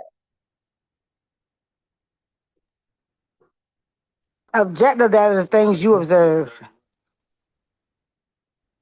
For example, jump in if you want to help. What's objective? Subject is with the patient. Like their Effect will probably be up your objective data. Like the physical history, stuff like that. Objective is objective is something that you can prove as far as like test results show this or things like Blood that. pressure. Subjective is what the patient say they feel. Oh, I feel like my head is hot. I feel like that's the difference. Okay. All It's right. what you can measure. Using 4 of those 5 senses. We're not tasting anything, but what are we hearing? Boom, boom. Inhale. Our lung sounds clear. Are they, do we hear wheezing? Or did this client state, like she just said, my head is hurting? What about those lab results? We look at the lab report, RBCs, white blood cells, and etc. Where does that fall? I'm trying, my little PowerPoint is still Objective. spinning. So yes, I gave subjective and objective. So yes. So we go back to that basic. Our can't get away from the API. It's a structured way of thinking things through in that assessment piece. So who can assess? We talk about the RN and the LPN. Who assesses? You all said that we're gathering information. The RN does the initial assessment and then we can follow through with the rest of them. Okay. What else about those assessments? Is there a difference in assessments? Does the RN do like a baseline assessment? What's another word for baseline? Initial. Head to toe. Initial, more comprehensive. Exactly. But so is the RN the only person that can do an assessment? No, the LPN do too. Okay. All right. So we have the For the RN. Go for ahead. the initial assessment, a LPN can't compose an initial assessment. Got We can it. only follow up. Correct. But a doctor can. Okay, so we're talking about the RN and the LPN. Yeah. Okay. So what about, you said ADPI, you said assessment, you said diagnosis. So who does what with the diagnosis piece? The nurse practitioner, the doctor. We're talking about the RN and the LPN. Oh, You just RN. gather data and then you put data together to form a like a collective, and you present the data to, like she just said, the doctor or the MP to have them be able to confirm if what you came up with is correct. Okay, Like so you let me can, go because back we to my can't question. diagnose. The RN comes up with the diagnosis. Exactly. That, and I think, I'm not sure if you misunderstood what I was asking, but that's correct. We're talking about the RN and the LPN. We're talking about the nursing diagnosis, the RN, and what does that RN use to come up with those diagnoses? A list is already there. SBAR or Now, SBAR is that tool that we use to communicate. What's that list of all those diagnoses? For example, it says altered skin integrity, potential for less than body requirements, fall risk. It says things like that. What's that list? Like a care plan? That's part of the care plan, but it's that entire list. NANDA, y'all remember NANDA? Those nursing diagnoses. Okay, so let's go back. Who does what? We're talking about the RN and the LPN. So we said that the nursing process, we have assessment. Who does assessment? Either the LPN or the RN. Both can Okay. assess. And then we said there was a difference in assessments. We used some words: baseline, comprehensive, initial, follow-up. Who can do the initial or the more comprehensive assessment? RN. RN. Okay. Oh shoot, my book was coming, but it clicked off. Okay, so then let's go to the diagnosis part. We're talking about nursing diagnosis. RN and LPN, who comes up with that? RN. Okay, and they use that list. It's called the NANDA. Those approved nursing diagnoses. We're not talking about diagnosing someone with hypertension. We're not talking about diagnosing someone with COPD or so forth. Those are medical diagnoses. Those are for healthcare providers. We're talking about nursing diagnosis. So then once they get that diagnosis, for example, it might be I don't have a list in front of me, but something that comes to mind is altered skin integrity. If there's an actual opening in the skin, or if there's a potential for altered skin integrity, then we must do what? What's that next step of the nursing process? We've assessed, we've got the diagnosis, Developing a plan of care. plan of care. Got it, got it. So with the planning, who does what? OPN and RN. Who does what with the planning part? The RN creates the care plan, and the LPN assists. I thought they both can form the LPN can assist with the RN in planning or getting the well, like she just said. I guess that's what it said here. The LPN can add to a care plan. So they collaborate. So for the planning part, so they once the both are RN there. comes for the first, Right. then the LPN can Got follow. It's it. like somebody in a nursing home. Right, because the LPN can collect data and provide it, Right, and also and add diagnose it. So yeah, and add it. Okay. So which part? So the next, we said the planning part. We're gonna go over, and I was just calling out things while this PowerPoint pulled up here, and all these things are in your slides. I just kind of pulled them together to have a better flow. So from day one, we're getting ready for the NCLEX, or we're getting ready to go in day one and take care of our client. And those are all those questions are they're scenarios or cases. So we want to read carefully. We want to go in. We want to identify the subject. This is our patient. We want to pick out those keywords because in these scenarios they give all these different all this different information, but we might not necessarily need it. Let's see, you're not seeing my PowerPoint. Let me share again. It's showing something. It's showing. But so it's information that you might not necessarily need. So you don't get confused on the fluff that's in the scenarios. Even sometimes when you're assessing your patient, you'll go in and you'll ask a question, are you in pain? Can you state your name, date of birth? And the patient will start talking about all these other things. So you need to have to refocus them and bring them back to what your main question is, or why you're really, your main point of being there. So identify what those keywords are, what's really going on in the scenario. What is the question really asking you? So we're prepping for NCLEX, we're prepping for HEFI, we're prepping for your unit exams and your quizzes. You have all this information in this quiz question, but it's only asking you about the flower. The question is really only asking you about the tomato, but then you have all this other information in there. So don't get confused about all this extra information. Read through and decide, what is this question asking me about? Even though the scenario has flowers and trees and apples in there, the question is only asking me about the apples. So then you need to narrow down, refocus yourself, and answer about the apple. Okay, so we do have multiple choices questions. You want to read through. Remember, if it does not say select all that apply, there's only one answer. Okay, so what is the desired outcome for the client? Think health and safety. Know your scope of practice. So we're going to get into this. I kind of already started you to thinking. We have the RN and the LPN.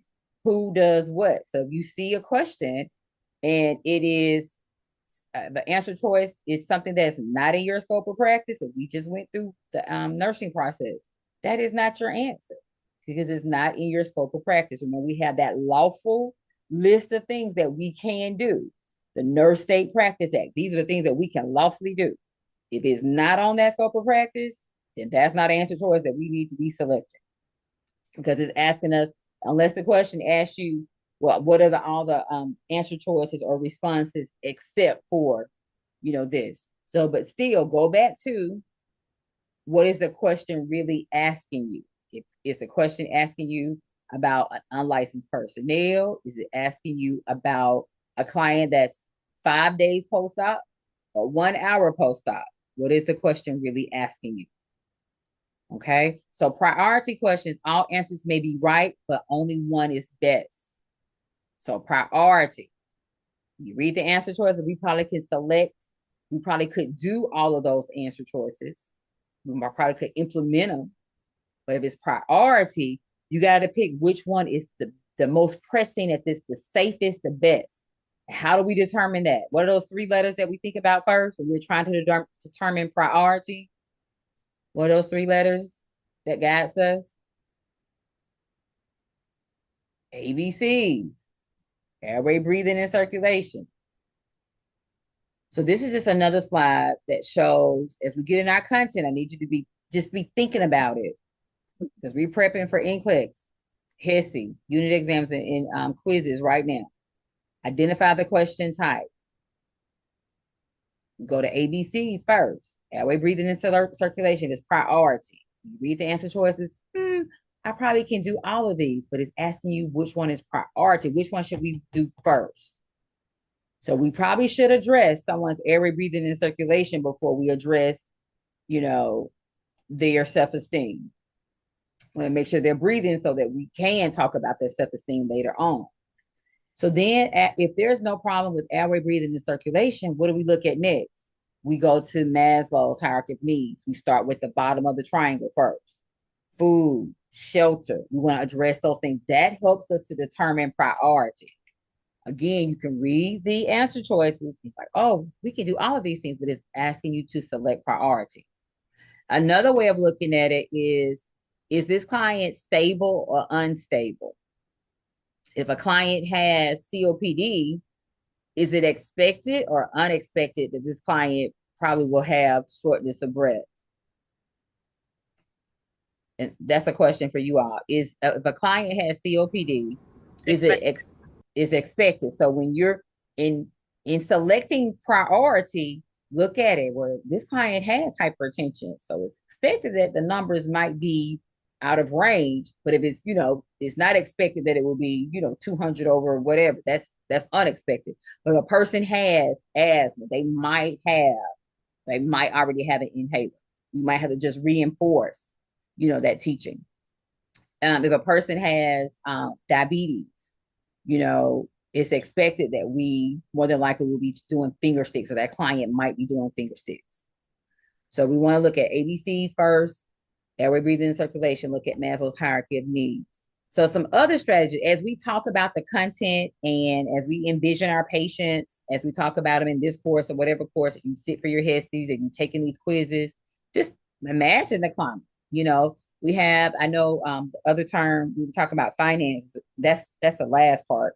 How will people pay for their services that they get?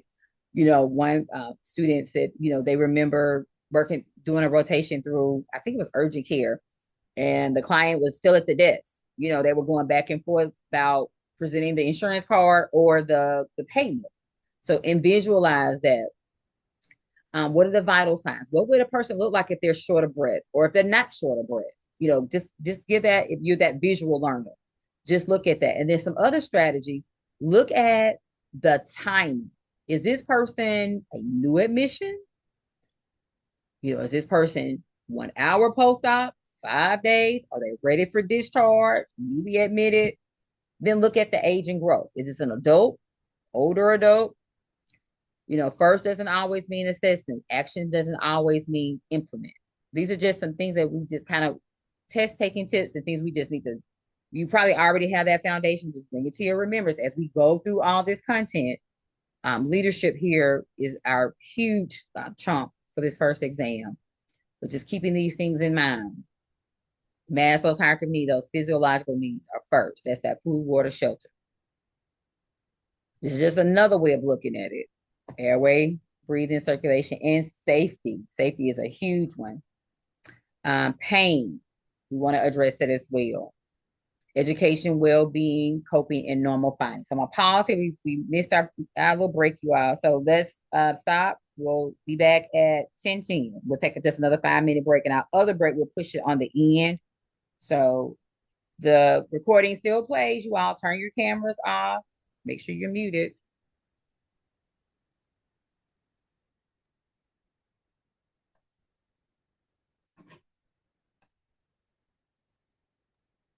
Your thing had cut out. When did you say to come back? 10:05. 10:05. Oh, so 5 minutes.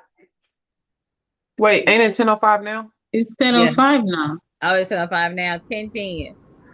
Class. My math The math, not math. 10, 10 in 5 minutes. 10, 10. Are we leaving this class early or are we leaving at the normal time of 10:40? We don't ever leave early. What we do is like we haven't taken our after this break right here, we still have 15 more minutes. So we at the end when 15 minutes minus our end time, we will depart then. So we don't ever leave early, but you have so much of break time if we don't use it until the end. So we don't want to not give you your break time. We just leave at whatever time that is left in the class. Okay. Thank you. 10, 10. We'll see you at 10, 10.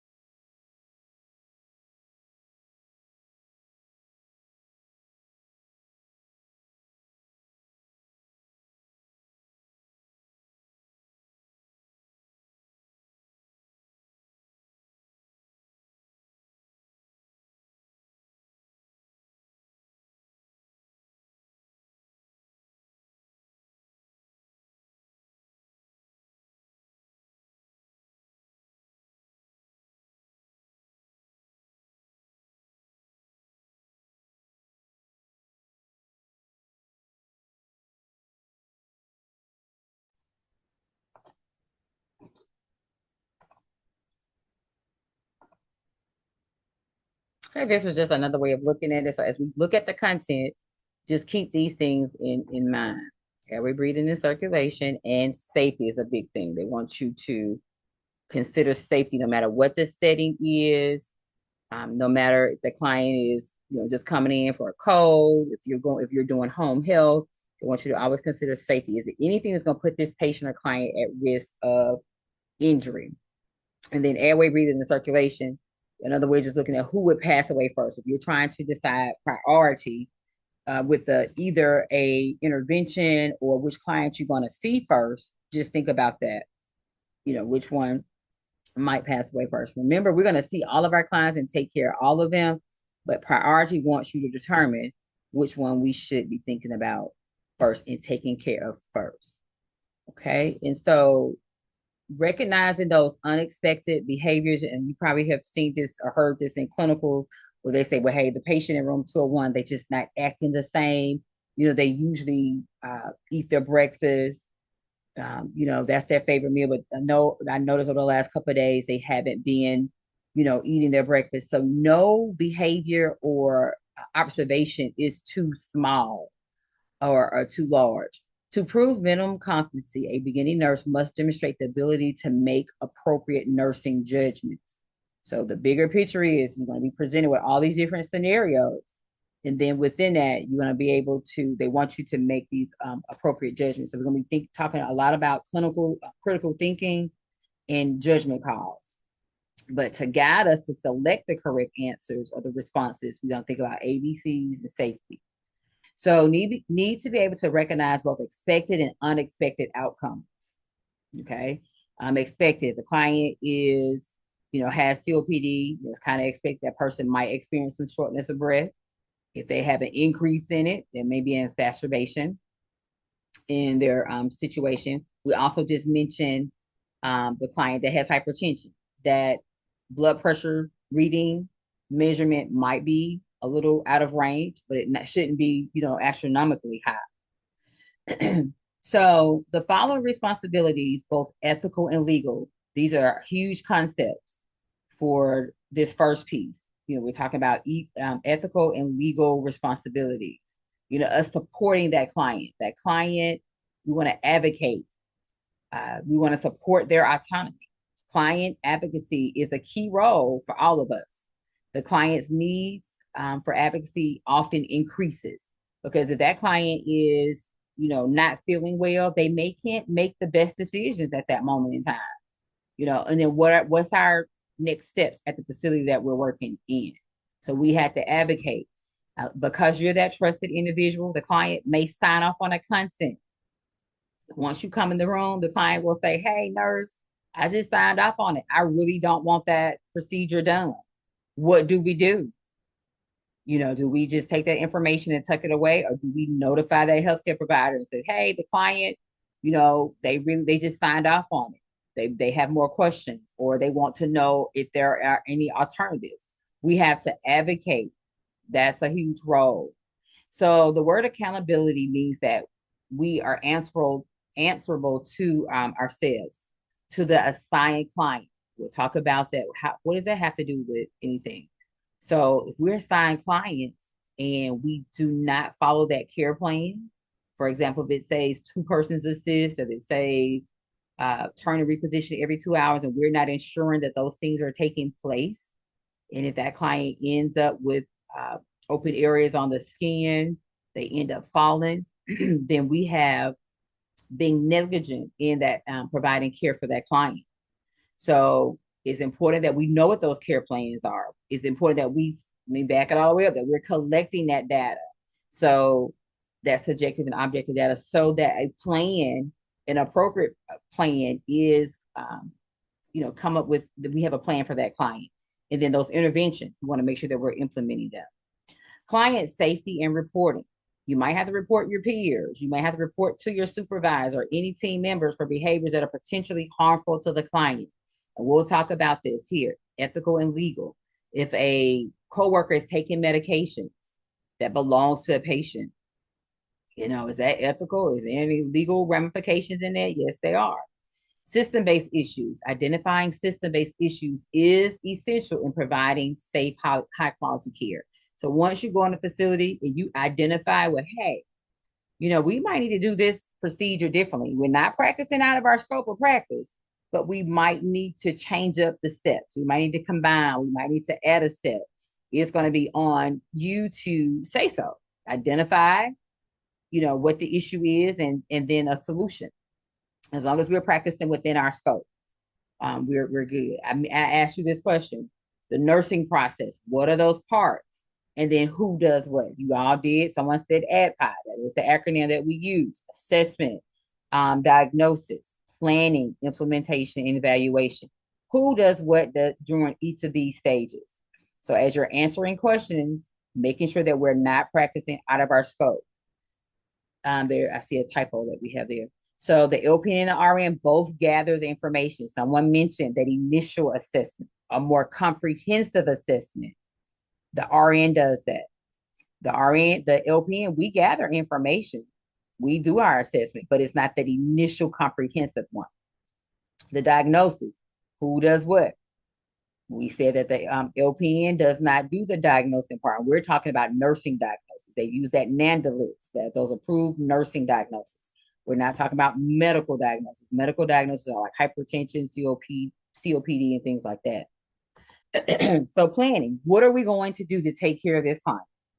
So the RN and the LPN, they both collaborate together to come up with the plan. What are our next steps? This client may need to be turned every hour. This client dressing change may need to be done every shift, once a shift. And then implementation. Those are the things that we are going to do. So who does implementation? We both. RNs and LPNs, we both can carry out or do those things that need to be done, those tasks to take care of the patient. Okay. And then the evaluation. Here it is. We're collaborating again with the RN, the LPN is recognizing and making, looking at the data that's been compiled. Go back to the client. We've identified this patient. They need to be turned every hour because when we evaluated and looked at the wound, it was getting worse. It might be that we need to change the treatment options. The medication that's being used because we are measuring this wound. What kind of data is that? Is that subjective or objective data? It's objective data. We're measuring the wound. The wound is getting worse. So on our evaluation, we're discussing what the wound looks like, comparing to what it was. And based on that evaluation, we may need to change how often that we're changing that wound.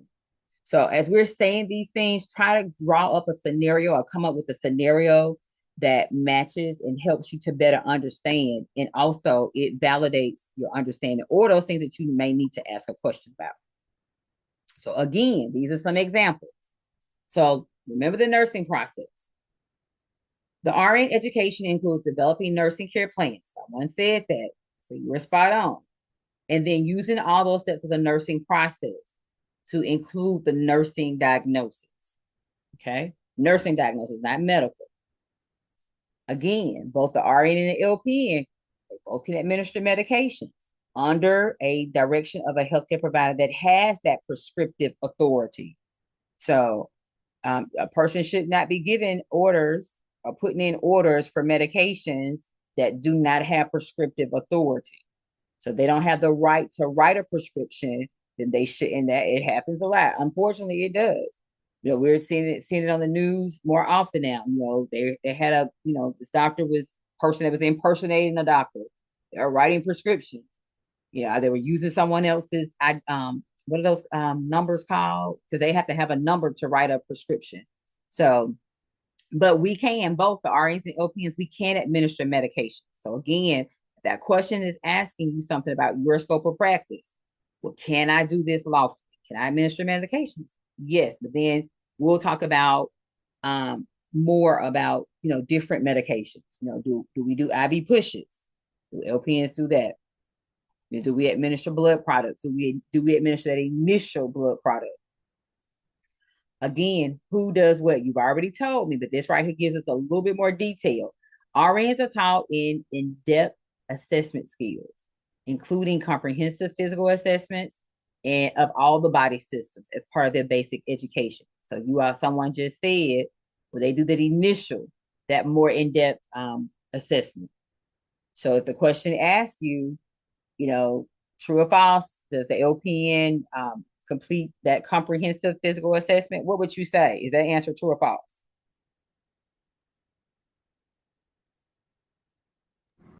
That would be false, because correct. So the RN does that. So great, thank you. So the RNs have the authority to delegate tasks to the LPN and the unlicensed assistant personnel. The LPNs can delegate to the unlicensed personnel, but we do want to make sure that it's within that person's competencies, that they have been noted or checked off on, or in their scope of practice that says that they can complete these tasks. So, we want to make sure that, the client is stable, and that the unlicensed personnel that we're delegating the task to, that they actually can complete that task. Because not all tasks can a unlicensed personnel complete. So we want to make sure that it's marked off, they're checked off on it, that they're competent in it, or whatever that facility's terminology that they use to say, hey, yes, this unlicensed personnel can complete this task. And then we do know that it can vary from setting to setting, because in some settings, like home health settings versus, the urgent care settings, some unlicensed personnel can do certain things that, they can't do in vice versa at the home versus them doing it at the urgent care center. So again, I was asking you who does what. We looked at the nursing process. Both the RN and the LPN collects patient data. We said that this was what part of the nursing process? The assessment part. But LPNs focus on that basic data collection. The RNs focus on that more comprehensive, in-depth data collection. So the LPNs focus on like vital signs, those therapeutic responses, while the RN performs that more comprehensive assessment. All these are things that you have already said. It's just reworded. I take the PowerPoints and add in different colors and pictures and things. So the LPN and the RN. The LPN functions in an independent role in the nursing process of collecting data. That's the assessment piece. Because think about it. When you go in to do your assessment, is the RN there with you, standing over you? No, they're not. So we function more independently. We go in, we collect that data. And even when we're going in to do our interventions, we're administering medications, whether or not they're PO or they're IM. If we're doing a dressing change, is a registered nurse there with us? No, they're not. So we function more independently in those roles. We just said the RN creates that nursing diagnosis. The LPN collaborates with the RN on that plan of care. Safety is a priority. So these slides just sums it up into what we have already said. Okay, so who does the initial teaching? The LPN or RN? RN. Okay, can the LPN reinforce client teaching? Yes. Yeah. Okay, so the LPN, I agree, will most often reinforce the client teaching. We do want to notice changes within our clients, no matter how small we think they are. The client usually eats breakfast. The last couple of days they haven't been eating breakfast. We need to, when we're sitting down and we're talking with the RN, that evaluation piece, we need to bring that information out. Nursing interventions are patient specific, but what the nurse will do or assist the client to do in reaching those identified outcomes. Okay.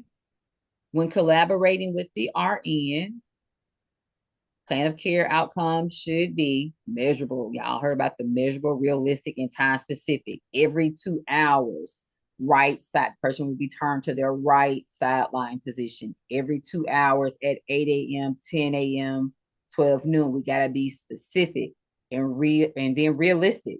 This client is at home. We're going to consider the setting. Is it realistic to think that this client can change their dressing 3 times a day? And if it is realistic for them to do that, do they have the supplies? Are they able to do it? Do they need someone else to come in? I need to pause. I'll go ahead and finish reviewing the rest of this content. You all have 15-minute break that we did not take. We don't get out of class early, but because we did not take our other 15-minute break, You are free to go. I will stay on and just finish recording this content. Now, what I do need you to do is once this recording is uploaded and I put it in the classroom, I need you to fast forward through the orientation part because you're going to refer back to that anyways. But go ahead and let's start looking at this content, looking at the information that we're going over so that you can move forward and do your best. So we will see you all on next week. We don't get out early, but you haven't taken your 15-minute break. So we have to give that to you. But then I'll just stay on and just finish recording. Dr. Ford, I have a question. This is Aisha. So I tried to upload my book, but it's giving me like an error. I'm not able to find the book. So are you able to get into SharePad? No. Like when you click onto SharePad, it has like a white, because that's why I usually go to like upload my book, but it's giving me like a white error. Once we had that a couple times back. What we had to do was the people were getting that. So first try to clear your cache. I don't know if I'm pronouncing that correctly. Go and empty out some of those things and then try to reload it again. And if that doesn't help, you're going to need that IT ticket. But go in and clear your cache. Am I pronouncing that correctly? And for the most part, that helped. Now, when did you try to download your book? Because there was something that they were doing in there. They were working in there. I thought they had sent out an announcement saying, "Hey, this site will be down for just a few minutes or so." So when was the last time you went in and tried to look at that book? I just tried it just now. Okay. I also tried it before then because I did my stuff back like on Sunday or whatnot. I did my stuff a while ago, like when it came out. So I tried to get all my books together and you say make sure I had everything uploaded, but it won't let me go in it. I've never had that issue before, so I don't know why it's doing that. Yeah, so try to clear your cache. That's saying like go into your settings and clear that out, and then try to go back in. Can we exit? Yes, you're free to go. You're on your break. This is break time. This is your 15 minutes. So you're free to go. So you said okay, thank you. I was just making sure. Yes, you heard me correctly. Yes, I have to give you your 15 minutes break. I just stay over and just review more of the content. It says whiteboard error page. That's what it's saying. Like I don't know. Or white. So clear your cache. Have you did that yet? Yeah, you gotta do that part. Try it. And if it does not work, do you want me to contact IT? You want me to contact them? IT. You go there. You submit the ticket. Hey, what you can do also, go ahead and screenshot it. If you can do like a snippet of it, you can, take a picture so they can, with your explanation, they can see what you're seeing as well. Okay. So, but hopefully clearing your cache will help. Clearing that. And then the other thing is turn your device all the way off, turn it back on. If that doesn't work, submit the help desk ticket because we need you to be able to get into your book. Okay. I also have a question. Mm-hmm. The 3 PowerPoints you uploaded in the announcements, it says page not found when I click on all 3 of them. Yeah. Are you going to repost those somewhere where we're able to access it? Yes, someone mentioned that when we first started class, and that is what I said, that I'll go back in and see. Okay, no problem. Yes, someone had posted that. Yes, you probably just didn't hear me when I responded to them. Yes, they brought that to our attention. Dr. Ford, I'm sorry, where would this recording be uploaded at? Would it be in the announcements or always in your announcements? It says week 1 recording, week 2. But fast forward through the orientation part. You can always come back to that part because you're gonna have that PowerPoint. I need you to get into this content and see what you understand about it. And then like how we just put like scenarios with it because it's not good enough just to know what an apple is. You have to be able to apply. Because next gen, they're going to ask you all these questions. So that's all that applies. So you got to have a good understanding of this content because we don't know how those questions are going to come at you. So yes, we'll put it in the announcement section. That's where everything is. Week 1 recording, all the recordings. Okay. Dr. Ford is the best. Turn your computer off and try to log back in. If that doesn't work, submit a help desk ticket. Yes. Okay. I was just going to ask, is the best way to like reach you about whatever through Outlook or Canvas? Outlook. Okay. Because Canvas doesn't send a notification. Okay. But Outlook does. Okay. For some reason. Yeah. All right, thank you. You're welcome. Now, what you'll see sometimes, you'll see your same message will, after I respond to it, it'll be duplicated in Canvas. I'm not sure how that works, but Outlook is going to be the better way.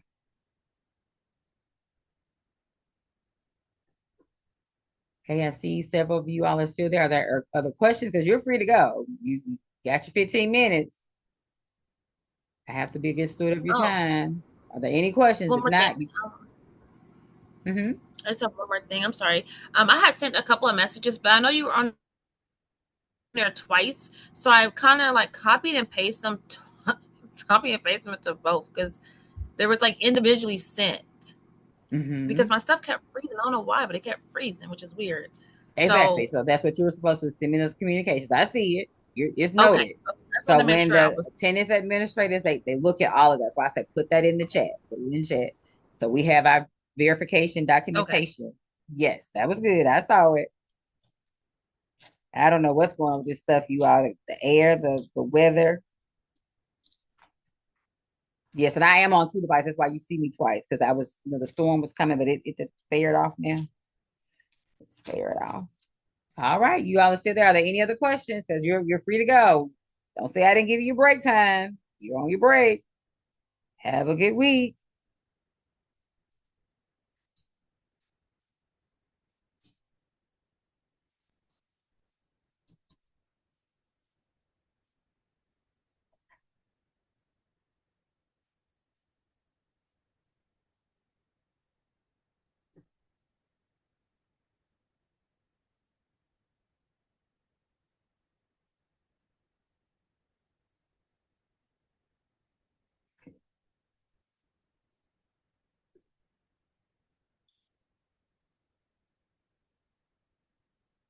Ms. Spellman, are you there?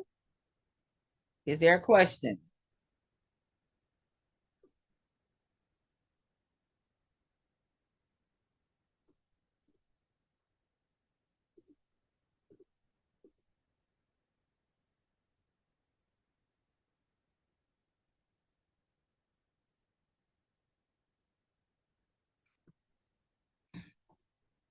Okay, we already kind of started talking about subjective and objective data, and you all were spot on of how you remember which data is which.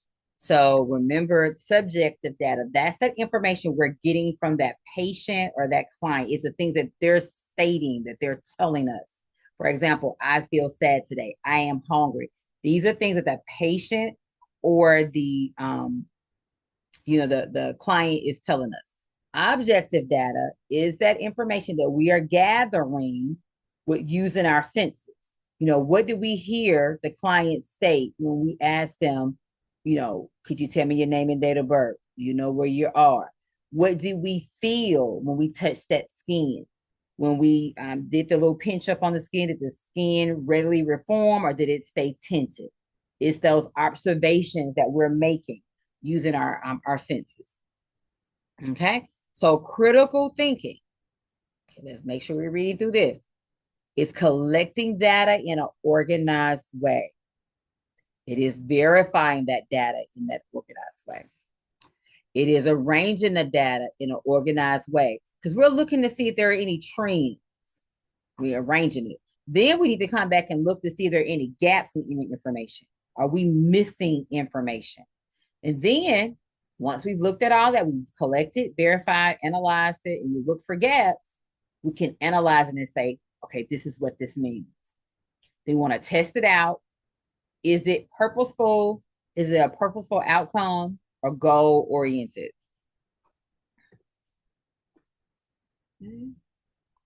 So critical thinking and the nursing process are thinking methods both used to solve problems. They are both used to solve problems. So that critical thinking and that nursing process, they're both used to solve problems. Okay. So critical thinking is based on the principles and steps of the nursing process and that scientific methods. So, for example, making judgments based on the evidence, the facts, rather than guesswork. So make sure we're looking at this now. Critical thinking, let's go back. Okay. Critical thinking and the nursing process, they're both methods used to solve problems. Know that. Okay. Critical thinking is based on those principles of the nursing process. We said ADPI, right? Then making judgments based on that evidence rather than guesswork. So that client, what were their vital signs? What was their blood pressure? Was it high? Was it abnormally high, abnormally low? There's no guesswork. We've collected the data. Okay. Okay. The nurse must use clinical judgment to interpret the patient's unique situation. Every patient is different. It doesn't matter if we have 3 patients that have hypertension. Each one of them is still going to be different.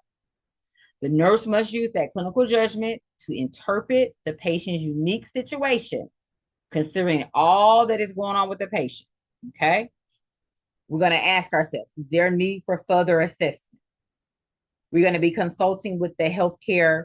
Should we consult with the healthcare provider so that we can get orders or more tailored approach or our next steps for this patient?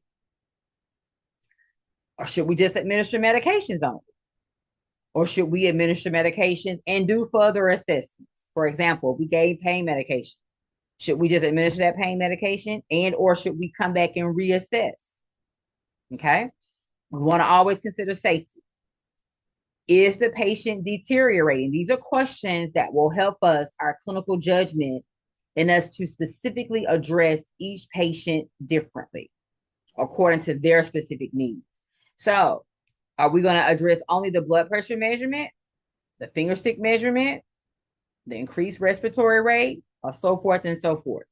Looking at all the data, we have to make some judgments. What are we going to do? What are our next steps? You know, consulting that healthcare provider allows for us to have that tailored approach. It allows for us to do that reassessment. Okay. Critical thinking, y'all, is a huge thing. Critical thinking and nursing process allows us to solve problems. Here we go. Critical thinking in nursing involves purposeful, evidence-based decision making. Assessing the client, consider the nursing process and that scientific principles of collecting data. We said we assess and we want to verify that data. You know, if we are getting a blood pressure measurement, we're using an automated cuff and we get this, you know, unusually high number or unusually low number. We want to verify that data. We want to recheck it. We may want to manually check that blood pressure. If we're getting an O2 saturation and we get an abnormally high or low number, the client has, you know, 10 fingers. We want to change size. We have different sites that we can check. We want to also, do we want to do a focus assessment? We get a low oxygen saturation. Do we want to listen to the lung sounds? Are we want to count the respirations before acting? So calling the physician after an assessment, you know, we're gathering that information, allows for more recent information to be gathered to be reported to that physician. So we want to give previous, but we want to give the most current. We may have to recheck those vital signs. We have to recheck that glucose. When when we're giving that information, we can say, well, at 8 a.m. it was this, 10 o'clock it was this, and now it is this. So they can see that trend. Okay, we want to address life-threatening issues. That is addressing life-threatening issues is appropriate. It is appropriate. Okay. Critical thinking, providing that optimal patient care. We're going to give that patient-specific care to those clients. The nurse should apply knowledge, skills, and experience to improve patient outcomes, which is at the core of the critical thinking in nursing. That includes observing, analyzing, and planning. We want to engage in evidence-based practice. We're not just haphazardly doing things. We want to make sure that we're doing is evidence-based and it's within our scope of practice. We want to analyze the trends. The example that we gave early on, this client usually eats breakfast. That's usually their best meal of the day. We notice they're not eating breakfast now. They're not responding or talking like they usually. They usually go to the activities. They're not going to those activities. We want to just identify trends, step back and look at the entire picture. What have we observed?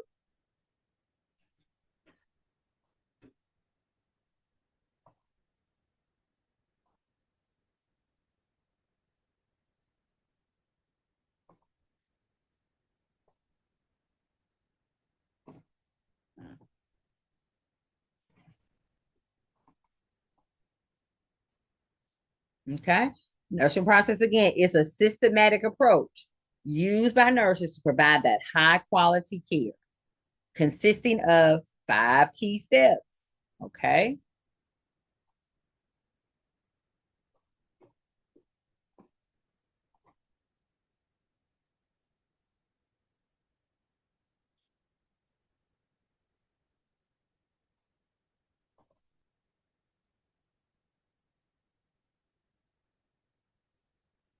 What did we just say? Assessment, collecting that data, that comprehensive data about the patient's health status.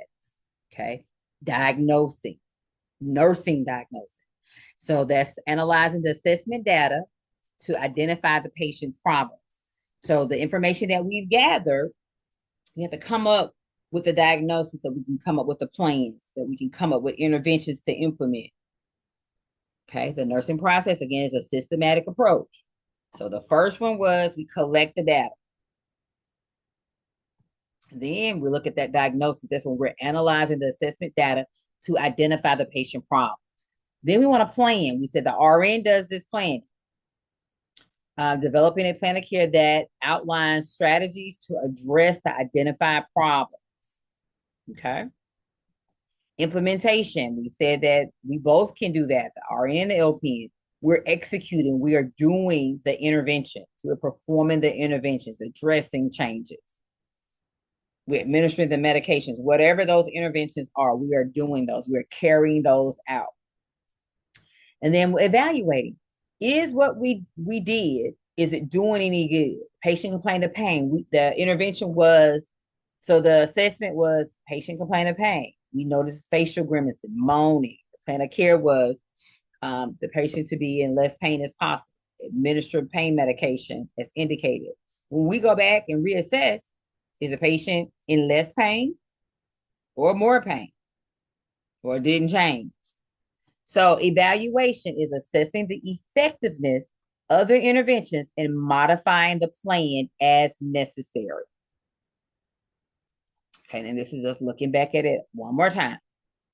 The nursing process is a systematic approach used by nurses to provide high quality care consisting of 5 steps. You all told me: ADPI, assessment, collecting the comprehensive data about the patient's health status, diagnose it, analyzing the assessment data to identify the patient problem, developing a plan of care that outlines strategies to address the identified problem, executing the plan of care through nursing interventions, evaluation, assessing the effectiveness of their interventions, and modifying the plan as necessary. Because if the pain has resolved, we can resolve that care plan for pain. If the pain hasn't resolved, do we need to notify that healthcare provider and see if there needs to be a change in medication? So critical thinking is the nurse's awareness of subtle changes. An example is noticing, identify those cues and patterns that signal a change in that patient's condition. Examples I just gave: clients not talking, they're not engaged, they're not eating their meals, they're not, the mental status has changed. So noticing, we as nurses must be aware of those subtle changes. We should be critically thinking, okay, what is this a pattern? Is this new onset? Or is this the same? Is this a chronic finding? So critical thinking, airway, breathing, and circulation, that's going to be the highest priority. You want to address any acute changes in the patient. Okay. While evidence-based protocols guide practice, clinical judgment requires protocols be adapted based on that patient specific. They must be patient specific.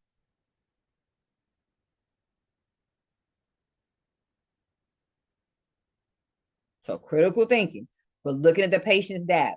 It's the subjective and objective data. We're going to assemble all of the information. We want to make sense of it. Are there any trends? Is this new? Is this client stable, unstable? Is this client deteriorating? And then we want to establish the priority of care. Okay.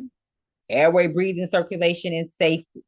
As we're summing critical thinking up, We're looking at all the patient data, subjective, objective data, our observations. We're putting it all together. Is there a trend? Is this new? Okay. Okay, look, what are some examples of critical thinking? Noticing change in a patient's condition, an increase or drop in blood pressure, assessing the client's vital signs prior to giving medications. If we're giving a medication, for example, for congestive heart failure, we might want to assess all things cardio. We want to assess those vital signs, that heart rate, that blood pressure, that respiratory rate. If we're giving a medication for breathing, asthma, COPD, we want to assess all things respiratory. Okay. Questioning a medication order that is unusually high or low. That helps us to prioritize that patient's care. Tylenol is a common one. They have those usual doses. But if a client's receiving, 325, 10 times a day, those are unusual because someone could have put the order in incorrectly. They have all these electronic systems. The electronic system could have interpreted incorrectly. So it's on us to also question that medication order just to be sure. Hey, make that phone call to that healthcare provider.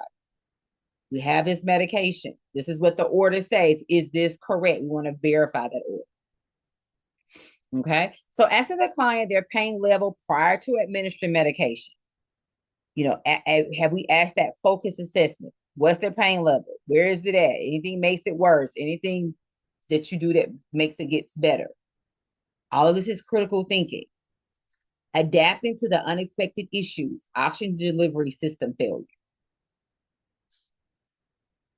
Okay. If we're getting low O2 sats, what's that respiratory count? What does that client look like? Are they, the nasal, they're flared?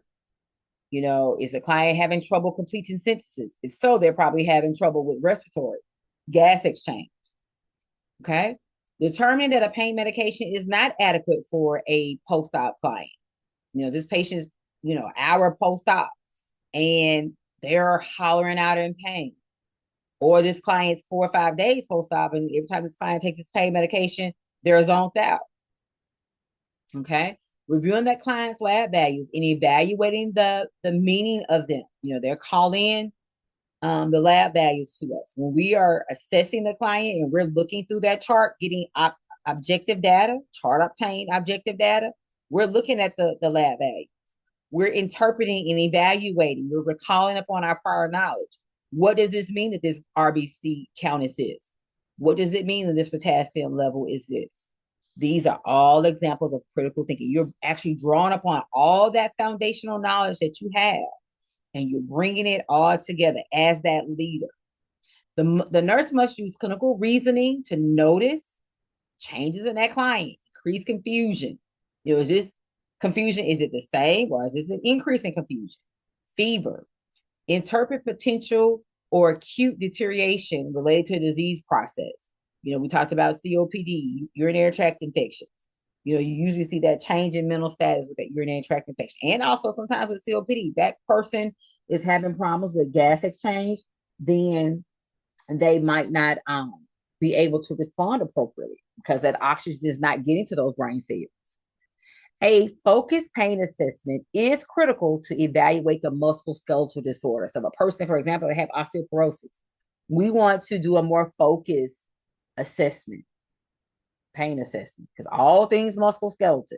So same thing if a person has hypertension, all things cardiac. We want to do that more focused assessment around cardiac. If a person has some type of respiratory disorder, we want to do a more focused respiratory assessment. All this is part of critical thinking and clinical judgment. So if we're gathering more information, it's going to help us to determine whether or not is this a expected outcome? Is this a new finding for this client or not? We do want to notify the provider to ensure a timely intervention for any changes in that client's condition. Once we've got the data, we've verified that data, we need to report that information to the healthcare provider. so that we can ensure that there is a timely intervention, because we don't want that client to continue to deteriorate on us. Okay. So what that means is we might have to redelegate tasks, because initially, if that client was stable, but now they're unstable, we got to redelegate anyways. And we'll talk about delegation more here in the next couple of weeks here.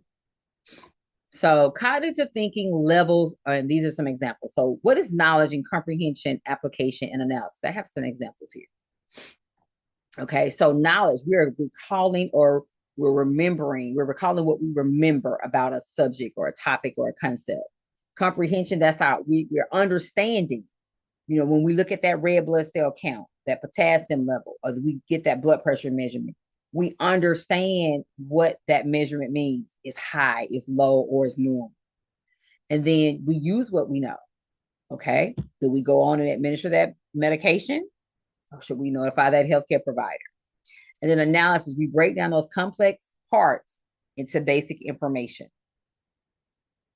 Okay, now let's put it all together. Here we go. So knowledge, we recall what the potassium normal range is. Comprehension, what does it mean if the client is hypokalemic or hyperkalemic? If the potassium is high or low. Application, what do I do with this information? How do I care for this client?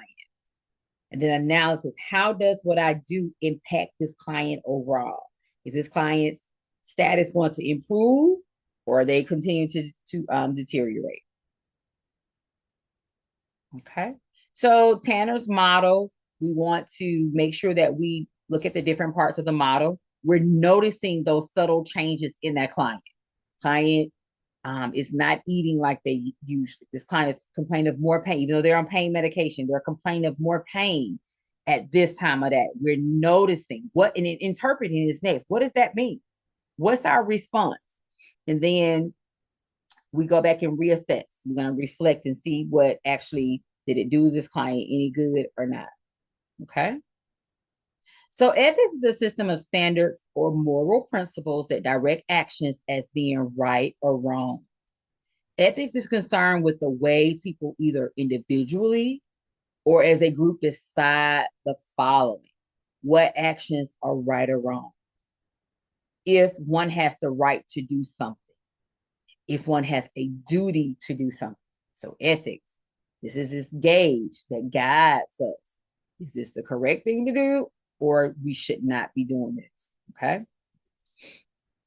Okay. So cultural competence involves actively learning about and respecting the diverse values in the client's needs, and that leads to us providing that individualized care for our clients. We want to establish those therapeutic relationships early on. We want to identify what is important to them. What do they understand about their disease process? What goals have they set for themselves? Have they decided, they don't want to know what the alternative treatments are? They're refusing whatever treatments that it is. That client has a right to refuse. Because we are there to provide that best care for our clients, and we want to do everything for our clients. Sometimes it leads us into feeling like we're powerless. And so more distress occurs when a nurse knows the ethically correct action, but feel powerless to act to do institutionally or legal constraints. There are times when our personal ethics and our professional ethics, they're going to bump heads because they're different things. Personal ethics, I personally think this is the right thing to do. But professionally, my Nurse Practice Act says I can perform whatever task this is. So our personal code of ethics sometimes will influence our professional nursing ethics. Okay? So in the event that there's an issue so you want to know the settings that you're going to work in, what tasks that you're going to be expected to complete, because professionally, my Nurse Practice Act for my state say I can perform this procedure or complete this task, but personally, I might not want to. So those are some issues and things that you have to talk to your supervisors early on about. Ethical nursing practice requires placing professional values. This is respect, autonomy, advocacy before our personal beliefs. Professionalism values must guide nursing care even when they conflict with personal beliefs. A lot of times we see this, a client has a do not resuscitate order. That's a legal document. We walk in and find the client unresponsive, no heart rate, blood pressure, and we want to do the CPR. This client has a do not resuscitate order. It's a legal document. Everything has been signed off on. We're actually in the wrong if we perform CPR when this patient has this document in place that says these are their wishes.